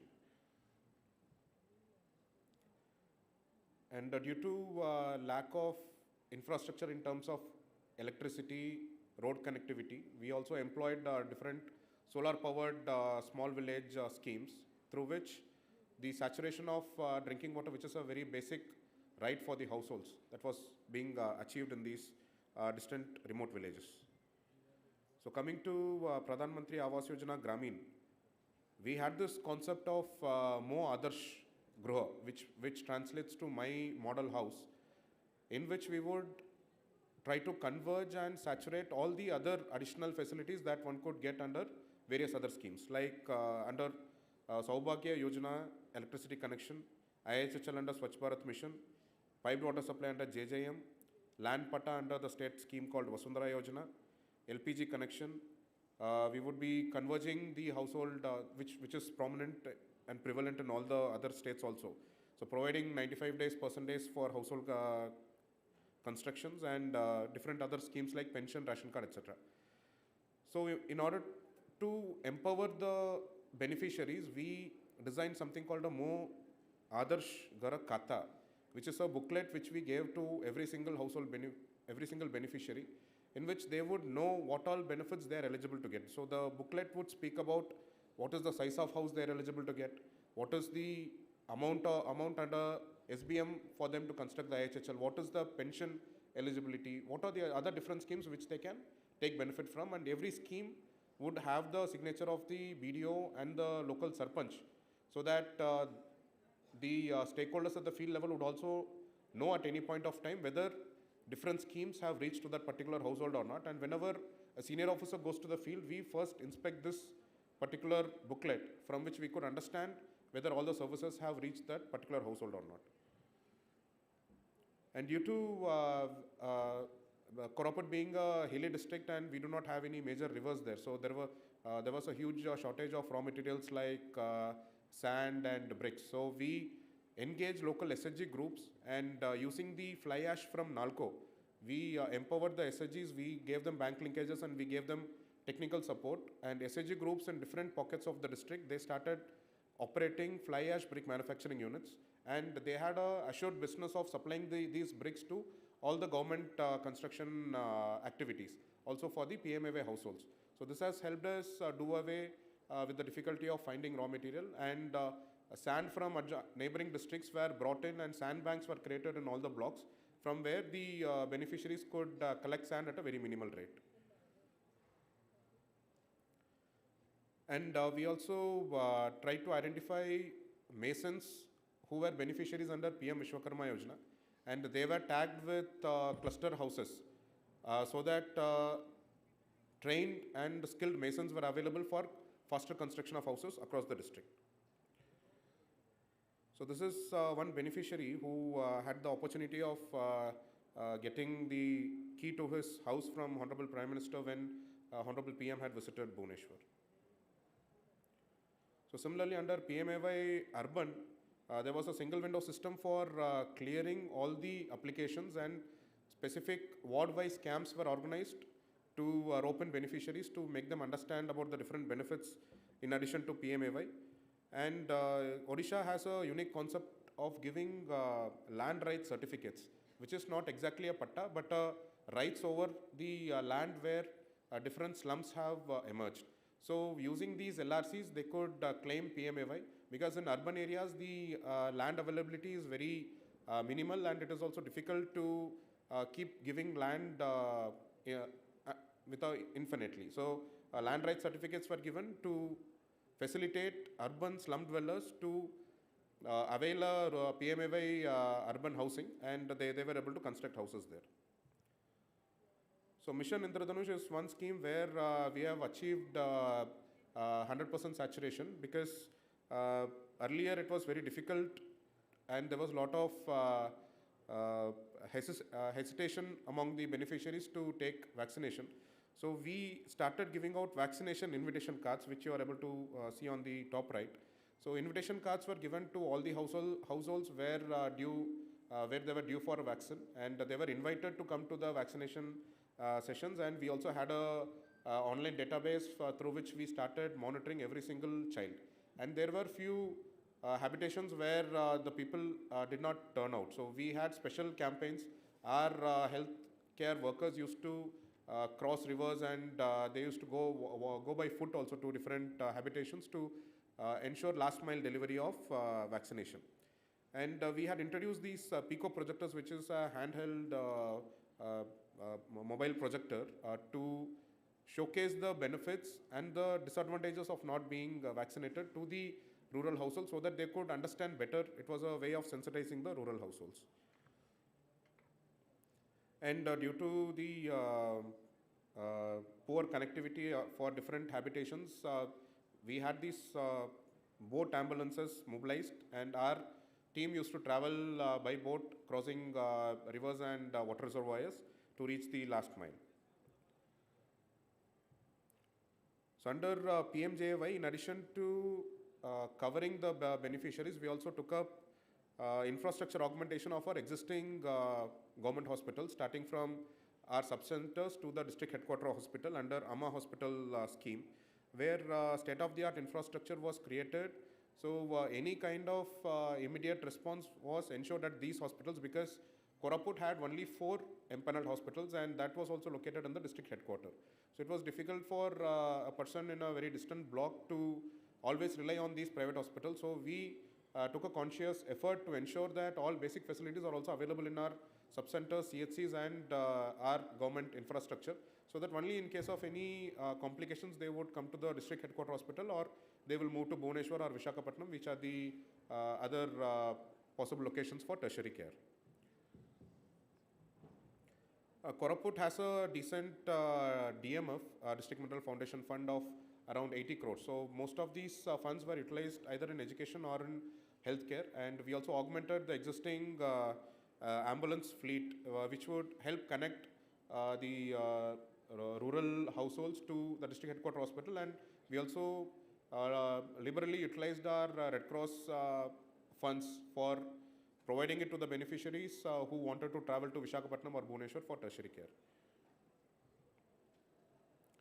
So under PM Swanidhi, we gave out street vendor identity cards, which would also talk about all the other schemes a PM Swanidhi beneficiary is entitled to avail. And we also created model vending zones in all our ULBs, which would give them a dignified workplace. And the distribution of PM Swanidhi benefits was taken up on a saturation mode. We did a enumeration, door-to-door enumeration of all the street vendors who are residing in urban areas. And we had a 7-day timeline which was strictly followed by the ULBs for saturating the scheme. And we also had Swanidhi Mitras, just like we have local stakeholders under different schemes. We introduced Swanidhi Mitras, who would motivate all the street vendors to come forward and avail benefits under the scheme. So under Pradhan Mantri Matru Vandana Yojana, we ensured the 100% registration of pregnant women by following a 3-tier verification system, which would start at the sector or the Gram Panchayat level, at the block level and the district level. Many a times we see huge differences in the database that is being maintained by the WCD department and the health department, which created a lot of confusion when it came to saturation of benefits. So to do away with these discrepancies, we had this 3-tier verification system, which helped out match both the databases and to ensure targeted delivery of benefits. Just like Prasanna sir spoke about mobilizing beneficiaries at a much earlier time, we also did not have the luxury of having good healthcare infrastructure across all the blocks or cluster of villages. So we created something called Magruha, which are maternity waiting homes. So we used to identify high-risk pregnancies and shift them in advance, and we kept them at the Magruha. So Magruha was 24/7 manned, and we also gave them an incentive of 100 rupees per day for them to stay there, in addition to all the healthcare facilities and the nutrition support that are being given. And when by the time the pregnant woman starts developing any pain or symptoms, she would be shifted to the nearest delivery point for safe delivery. So through this, we were able to ensure almost 100% institutional delivery, and the benefits under PMMVA was also ensured to all the beneficiaries. We also started this initiative called Nutrition at the Doorstep, through which vegetable seed kits were given to all the beneficiaries so that they could grow vegetables in their own backyard and they could consume for a healthy lifestyle. So under Kisan Credit Card Scheme, as I earlier mentioned that Koraput has a good natural wealth and also recognized as a globally important agricultural heritage system. So Koraput has a huge potential for horticulture crops like strawberry, sunflower, coffee, ginger, and Koraput coffee has been doing a lot of rounds in social media recently. I would also be playing a video on that. So modern techniques were adopted, and we also gave them good marketing and packaging support for all the KCC beneficiaries so that they could diversify their crops, and the target was to shift people slowly away from paddy intensive cropping system to a more horticulture based system so that their livelihoods would also develop. So good number of FPOs were formed, and all the members of the FPOs were provided benefits under KCC, and we also started utilizing this opportunity to promote more agro-tourism. So there is a very important project of Government of India which is coming up across the bordering states of Koraput, Visakhapatnam to Raipur, Bharat Pariyojana, which is going to be a game changer for the entire district. So the current time taken for one to travel from Koraput to Vizag would be around 4 to 5 hours. So after the inauguration of Bharatmala, which is expected to happen sometime later this year, the travel time would reduce to just 2 hours. So this would open up a huge potential for tourism in the district, and one from Vizag or from Raipur can reach Koraput in 2 to 3 hours of time. So we also started leveraging the existing agricultural practices like strawberry and coffee plantation for agro-tourism clusters, which has started showing good results in terms of economic prosperity of the beneficiaries there. So under PM Vishwakarma, we identified traditional craft villages, and we gave the village a particular name like Gaudaguda Pottery Village, Dongriguda Weavers Village. So this again started developing into small tourism hubs where people who are passing through that route would drop in and purchase something directly from these locations, and all the products that these artisans develop, they are also put on showcase at the district headquarters or somewhere close by, where they would get sufficient marketing support. And as I mentioned earlier, masons under PM Vishwakarma, they were tagged with PMAY beneficiaries also. So there was cross-linkage between different schemes of Government of India. So under Poshan 2.1 Sakhyam Anganwadi, Koraput is also a district which is known for millet cultivation with a huge cultivation of ragi. So we, through the SHGs, we started a millet processing unit, which I would be talking about, with support of ICRISAT. And we started preparing millet-based supplements like millet laddus, millet khichdi, millet sweet meal, etc. And we supplied that to all our Anganwadis as well as our tribal hostels. So we have around 600 hostels in the district where more than 60,000 children they stay with us, and all these hostels are covered under this millet program. So PM Suryagar Muft Bijli Yojana is a very recent scheme that we started implementing in the district, and there has been a good response from the urban areas especially. And we started approaching home loan customers, taking the database from the banks, and along with the home loan, we started linking the benefits under PM Suryagar, and the state government gives an additional incentive over and above the central incentive, so which makes the scheme very attractive in the state. So these are few innovations that we initiated in Koraput, which helped us across different scheme implementation. The Magruha we spoke about. Millet processing, these are the photos of the millet processing unit, where ICRISAT came in and they gave us the technical support. And this rural industrial park is another innovation which was one of the finalists in the previous year PM Awards. So the concept here was to convert LWE hotspots into development hotbeds. So the existing COBs, company operating base of the CRPF or the BSF, after they moved out, once the district has slowly started becoming LWE free. So once they start moving out, the infrastructure that was created for them remained idle. So we converted these infrastructure into thriving livelihood hotspots by providing different machinery for the local SHGs, and they started working in these locations and started coming out with different products like turmeric, millet, ragi Kirti, flour, please etc. wind up, please. Please Yes, wind up. 2 more slides. So these are different activities that they take up in the rural industrial parks. And I mentioned about coffee and strawberry plantation. So I would like to wind up with a small video here. And these are the different awards that the district achieved over the past 2 to 3 years. Just a 3-minute video for your reference, please. We'll skip the video, Kirti. You are into other person's time now. Yes, sir. Thank you. It's already longer than. It's okay. So, from dense areas in Albari to the sparse habitation challenges in Koraput, if you see only the landscape is changing, the challenges is changing, but what is constant is the motivation and innovation and leadership of our district officials. They are working in difficult conditions, but still they are giving so much back to the country. And Mo Adarsh, Ghar Khata, songs in local language, Mahaguru, some of those were very innovative ideas. So coming now, reaching the Jammu and Kashmir, we have a speaker, Ms. Ayushi Sudan. She is an awardee from 2024 awards, and she is a 2017 batch of IAS of Egmont Cadre. She won the award for the Kupwara district, and let me say that Jammu Kashmir has been doing well in the PM awards. And even last year, there were 5 districts which were very close, which were almost in the top 20 or so, 25 or so, Baramulla, Kulgam, Kupwara, Pulwama, and Udhampur. So that shows the commitment of the officers and all the officials who are working in the field. So thank you all, and overall, now it's Ayushi, please. A very good morning to all of you. It's a privilege to be here, and I would especially like to thank Secretary Ma'am DRPG and Government of JK, especially the GAD Department and IMPAD. Rehana Batul Ma'am, thank you. I'll straight away dive in because we don't have much time and I have another speaker after me.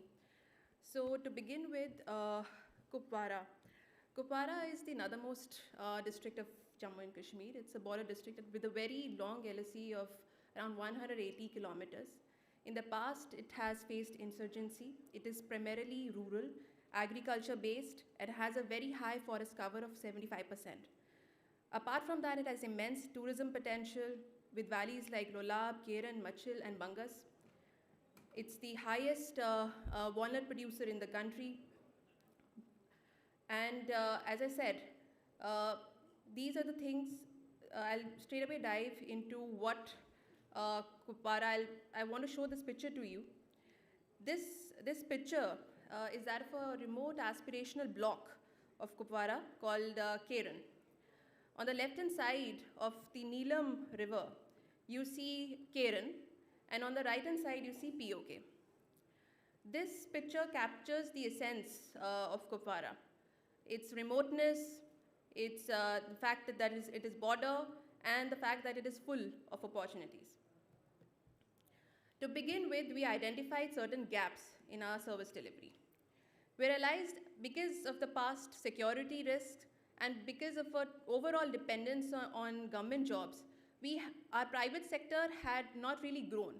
So there were limited number of job opportunities in Kupwara. The other gap that we identified was that of tough terrain. We had 3 very high passes and significant population on the other side with very hard to reach areas. That resulted in limited working period as well as a lot of climatic adversities. We also had one of the lowest access to clean drinking water.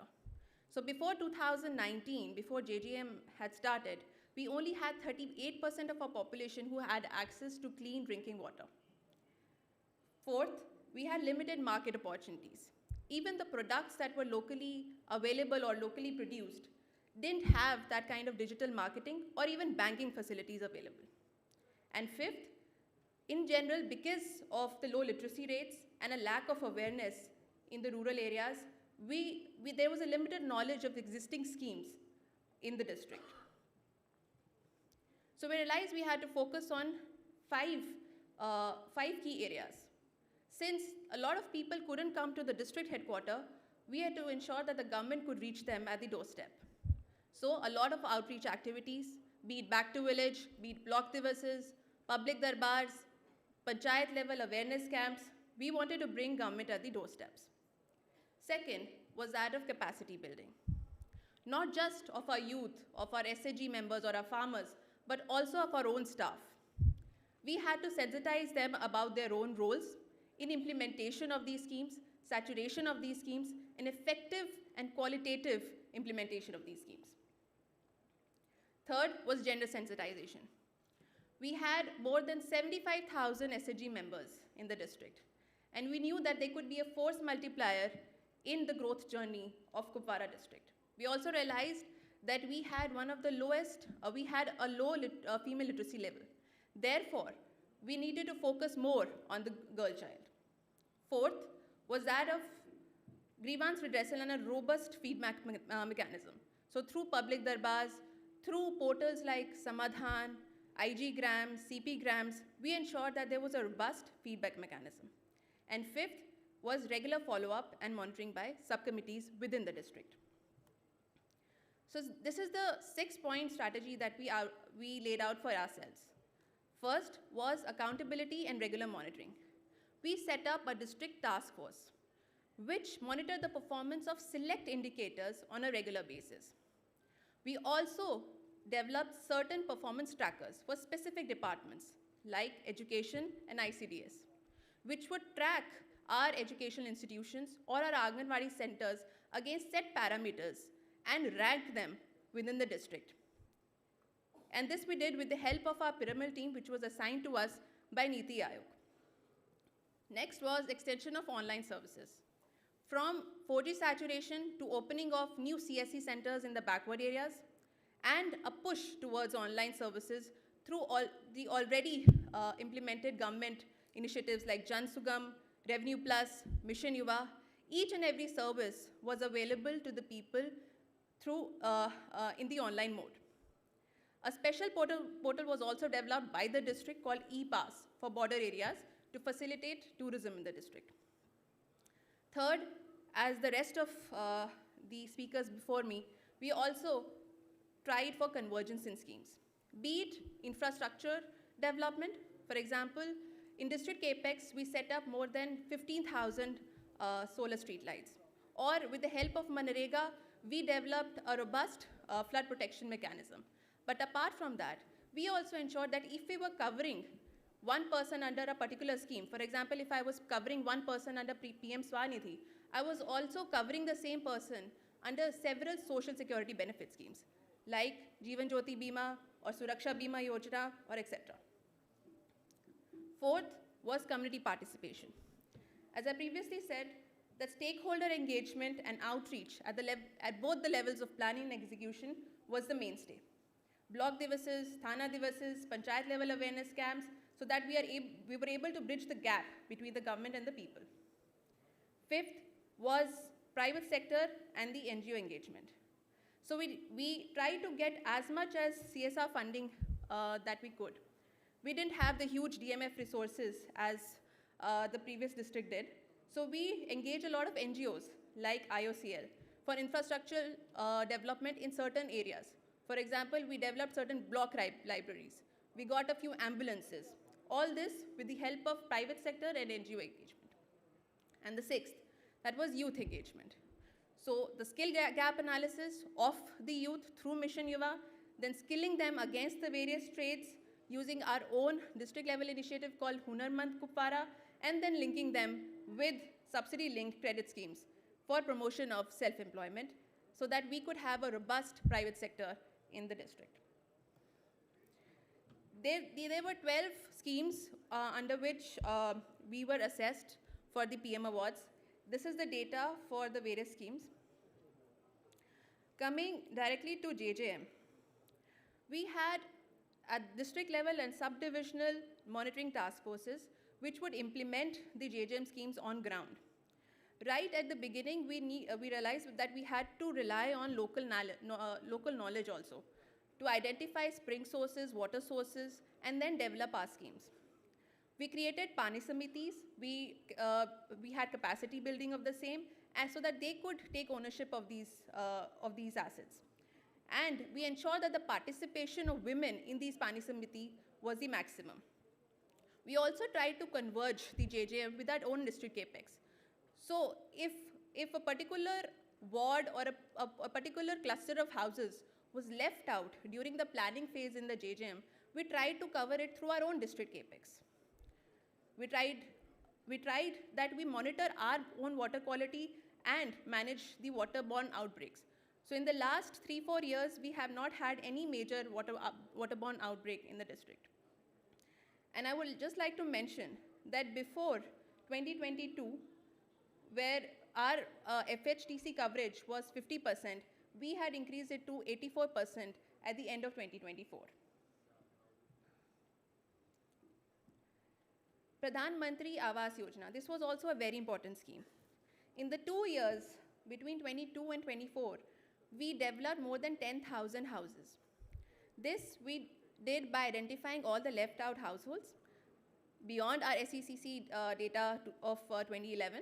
And also we tried to converge it with MG Narega, the 90 days, the 90 man days, as well as providing toilets under SBMG. And we also ensured that each of these houses had a water connection, had a gas connection. And as a result, under this scheme itself, we created more than 7 lakh man days. We had a special focus on the border and the SC/ST households. We also ensured that in all of the far-flung blocks, we held grievance redressal camps, especially when it came to disbursements. And we had multi-agency field verification of each and every house. And as a result, we were able to saturate our left-out households. Similarly, in PMAY Urban, we ensured that the entire application process of the beneficiary was streamlined.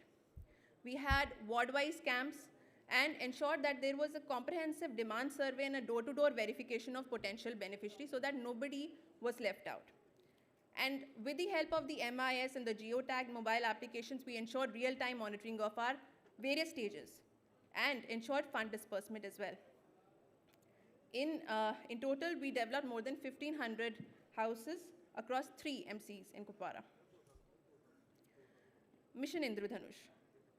In this, I would like to tell you that we had a lot of hard-to-reach areas, and as well as those vulnerable populations which would move every season. So we had to heavily rely on micro-planning. We developed block-level plans, and we had to motivate our frontline workers to especially go to these areas. In several areas, they had to cross very high mountains, streams, to cover the area, to cover the beneficiaries on the other side. We used real-time monitoring tools like EWIN and UWIN, and in areas where electricity was not there, we relied on solar-based ILRs in order to expand the cold chains to our remote centers. As a result, by the end of 24, we achieved 100% immunization. Pradhan Mantri Jan Arogya Yojana. Herein we adopted two strategies. First was our enrollment and covering the left out beneficiaries. So therefore, with block level plans, with engagement of our ASHAs and other line functionaries, we ensured that we were able to enroll all our families under PMJAY, as well as we also tried to address the infrastructural issues. We had limited panelment of private hospitals. So we ensured that we strengthen our own government hospitals to cover the inadequate health infrastructure in the private sector. So therefore, we strengthened our health infrastructure, operationalized more OTs, and extended certain services which were otherwise not available in a regular CHC or PHC. CHC Kupwara is one of the only CHCs in the country to have DNB as well. Next was PM Swanidhi. As I previously mentioned, the idea was that if we were covering a beneficiary under PM Swanidhi, we also tried to integrate the same beneficiary with other schemes. For example, PM SPY, PM JJBY, Ayushman Bharat, so that he has both financial and social security coverage. Apart from that, because they didn't have a credit culture, we also ensured that we try to include them on digital payment platforms for easy digital transactions, and also strengthened the credit linkage of these particular individuals through our own line beneficiaries who would motivate them at regular instances. We also try to ensure that they complete their payments of their first tranche so that they become eligible for their second and third, and therefore a culture of credit taking expands within this sector. PM Matru Vandana Yojana. In this, we used one simple tool. We already had an existing digital tracking tool called the RCH portal, which the health uses. It tracks all the pregnant women through the trimester journey. However, a lot of when we realized that Anganwadi workers were not really using this portal, so we tried to map both the portion tracker data with the RCH portal data. As a result of which, we were able to remove a lot of discrepancies amongst the data, and therefore we were able to reach out to the maximum number of beneficiaries. In total, we had one of the highest coverage of pregnant women under this particular scheme. More than 35,000 women received benefit under this particular scheme.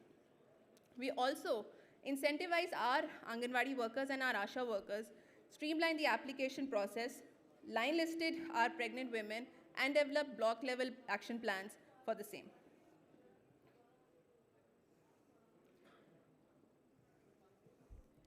I'll skip a few slides and I'll come directly to the two sectors that I wanted to talk about.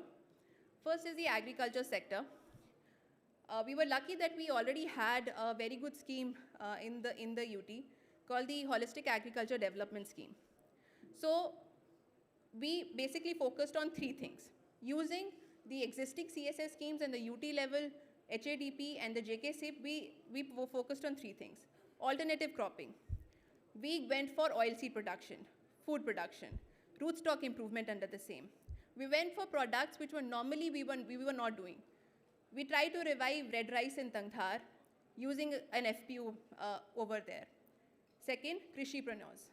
We realized that a lot of youth were actually moving away from agriculture. So we wanted to create employment opportunities under agriculture itself. We created a lot of success stories with the help of already existing schemes like PMEGP, NRLM, HADP, Mudra, be it a sheep rearing station or a red rice a niche crop, honey production. All of these we made under Krishipreneurs. Third was a cluster-based approach. We focused on one region for one product. For example, in a place called Mawa, we went for fish farming. A place called Hachmurg, we went for a tomato village. In a place called Gulgam, we went for beekeeping. So to have that production, to have that scale of production in the first place. These are some of the pictures of agriculture sector. Second, now to create more employment opportunities in Kupwara district. Dovetailing our existing self-employment scheme. We already have so many schemes which are existing in this UT and several CSS schemes.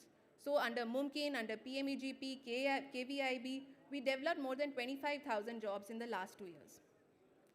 We launched a specific campaign called Hon'ble Kupwara. We had already done a skill gap analysis, and using our own resources of our ITIs and polytechnics, we undertook skilling of around 3,000 individuals as a part of Hon'ble Kupwara.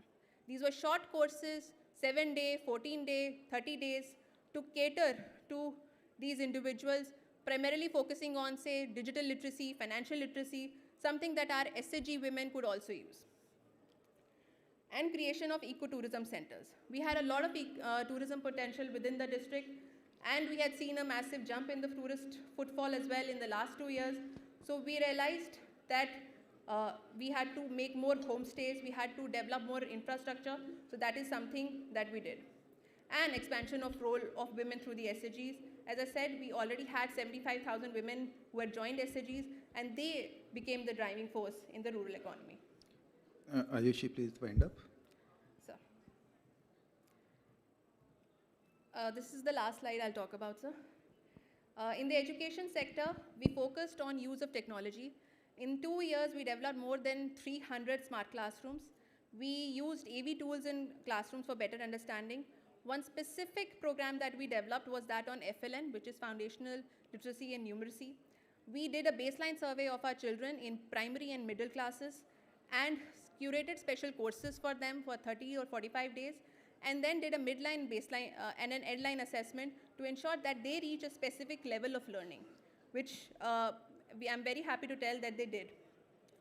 Third was we developed a performance tracker of all our schools across 6 thematic areas covering 85 KPIs for better planning and monitoring. And we tried to focus on improved infrastructure in terms of STEM labs, ICT labs, border library blocks, and additional classrooms. This is a report card of, say, one of the schools that we made under the Aspirational District program. Some photographs of the border libraries. This is a robotic lab that we built in Kupwara district. Smart classrooms. In health, we went for health equipment strengthening. Some glimpses into the CSS. So basically, key takeaways are, we adapted the national programs locally. We tried to empower our field functionaries, decentralize authority. We wanted to foster ownership. And we wanted to celebrate our small wins to sustain our momentum. And we used technology as enablers. This is a small 30-second video, if you can play, sir. I think we'll skip it because Okay. we have already heard you in rapt patience, and it was an excellent presentation. Thank you. So thank you for all those wonderful initiatives. Government at the doorstep, public darbar, grievance redressal, Pani, Samiti. I think all these small initiatives and to make a big impact on the lives of the citizens. So as the last speaker in this session, I'll invite Shri Tarit Kanti Chakmaji. And Tarit Kanti is a 2017 batch IS officer of Tripura cadre, and he was DM and collector of Gomti district, which was selected for the award. Tarit, you can start the presentation, please.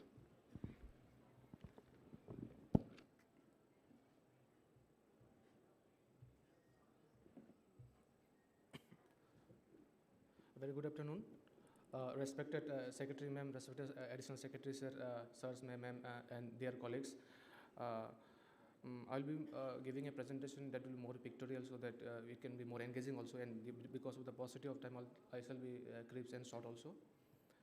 Regarding Gomti district, this was carved in 2012. This used to be the capital of the state of Tripura until it was shifted to Agartala. So we are having 3 subdivisions, 3 urban local bodies, 8 blocks, and 173 GPPCs.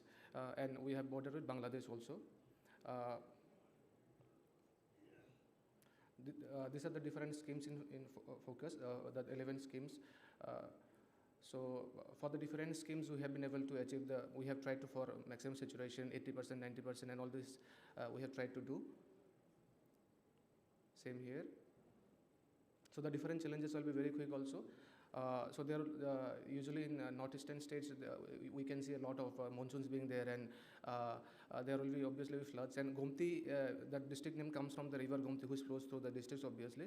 So in the year 2024 itself, around 1.2 lakhs were affected in the floods, and geographical terrains and monsoons are posing difficulty.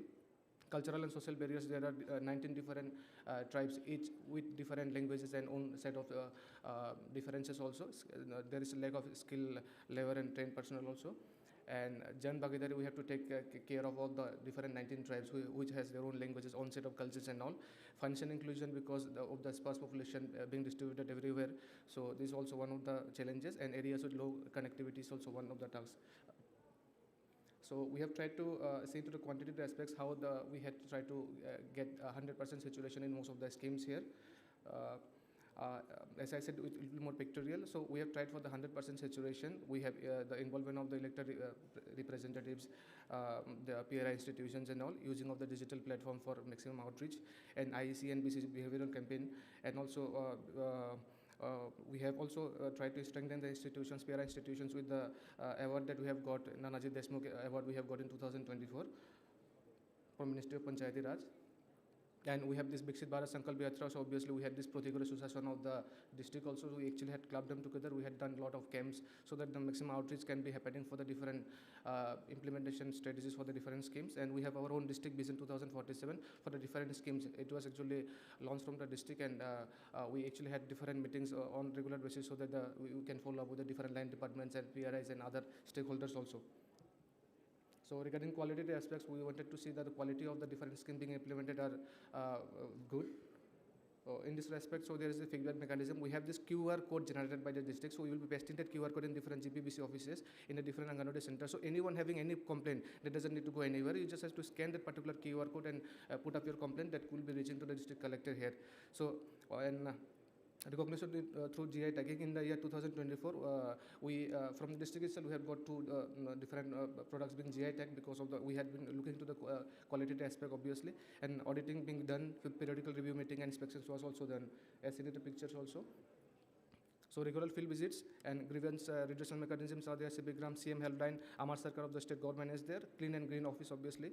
And digital infrastructure usages was one thing. Sudden, it was an app being created for the officials and the staffs, so that it actually give a reminder regarding different works we are putting into our mobile and all. Suppose by tomorrow we have to do this task, by another 7 days we have to do this task. So this is an app being created by the district itself and shared with all the officials and staffs of the districts and the blocks.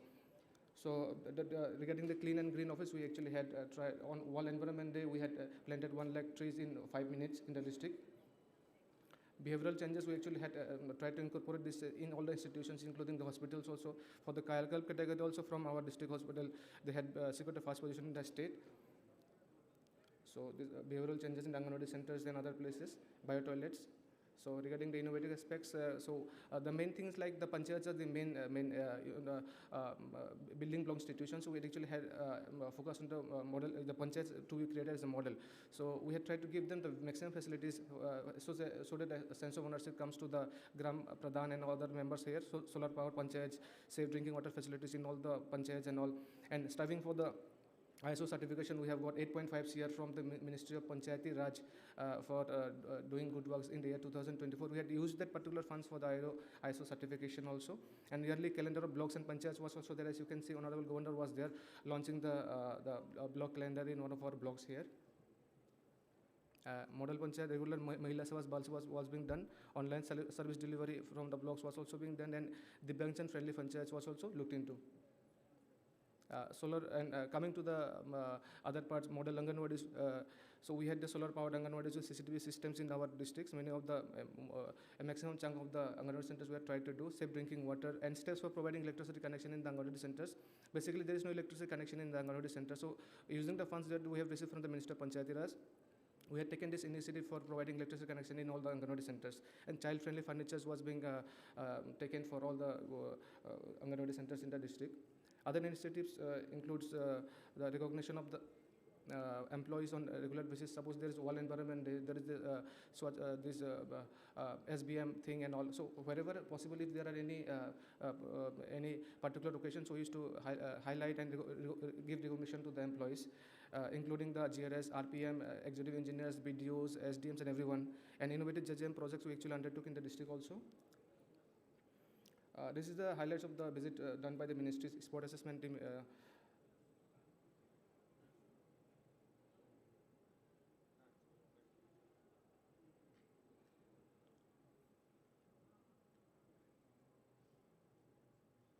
Success stories in 2023, we got the Bhumi Samman that award from Honorable President. In 2024, we have got this Nanaji Deshmukh award. We have got 8.5 CR. And 2025, we had been awarded by Honorable Chief Minister, sir. And here, visit of the Ministry of RD. And here from the DARPG on Civil Services Day. Then we have tried to keep the success tales here of all the different line departments, blocks and all, so that if we can actually have it disseminated for information and IC purposes also. As I said, it was more pictorial, so that it can, I can have, it may not be bored and you can get maximum attention. So that's all from my answer. I hope I'm within time frame. And thanks to DARPG GOI and JNK government for giving us the opportunity to highlight the different initiatives undertaken by the district. Thank you. Thank you, Tadit Kanti ji. And he managed to speak a series of innovations in 8 minutes. So I think that is also a particular good feature about the leadership, that they can manage the time and resources well. So coming from Tripura and in a place where he did not mention one thing, where around 27 tribes were seated on 27 different hills. So that is the issues which civil servants handle when they are working in the field. So amongst all those challenges, I should again thank all our speakers and our moderator, ma'am. She has been so kind of, since morning. And so thank you. We'll close this session now. Thank you everyone for the audience also. You have been a wonderful audience. Thanks a lot.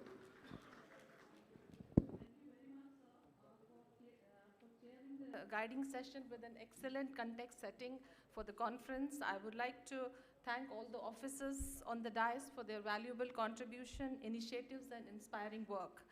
Before we conclude this session, we would like to felicitate the chair and the PM awardee officers on the dais. And for this felicitation, I request the Director General Impart, Madam Rehana Batulji, to kindly come and felicitate the chair and the Prime Minister awardees. First of all, I would request Madam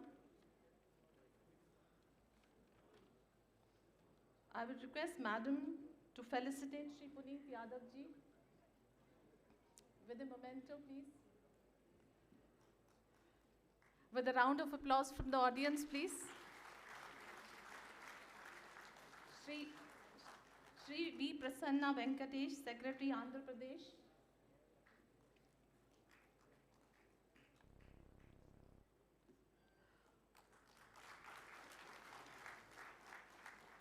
Please felicitate Srimati Varali Deka, Director, Ministry of Tribal Affairs.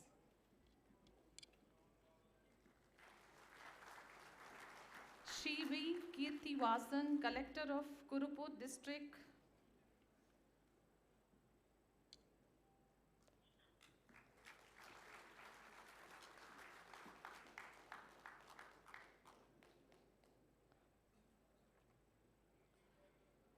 Srimati Ayushi Sudan, Deputy Commissioner Samba.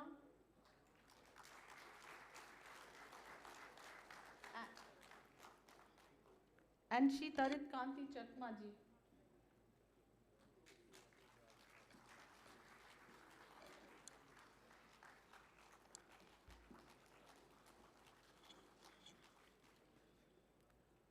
So with this, we close the session here, and for tea break of 15 minutes, and after that we'll be just proceeding ahead with the inaugural of this training program. And I request all the officers to kindly join after 15 minutes, quickly after the tea break. That is, that's been lined up outside on this hall. So thank you very much.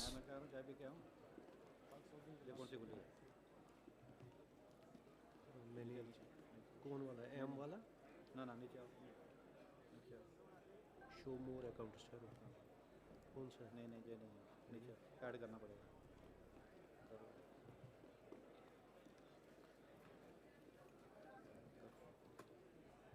Conference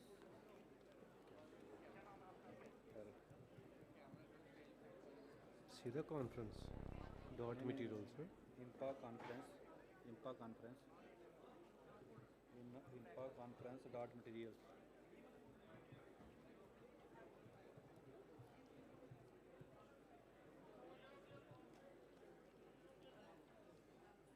training aid टी बड़ा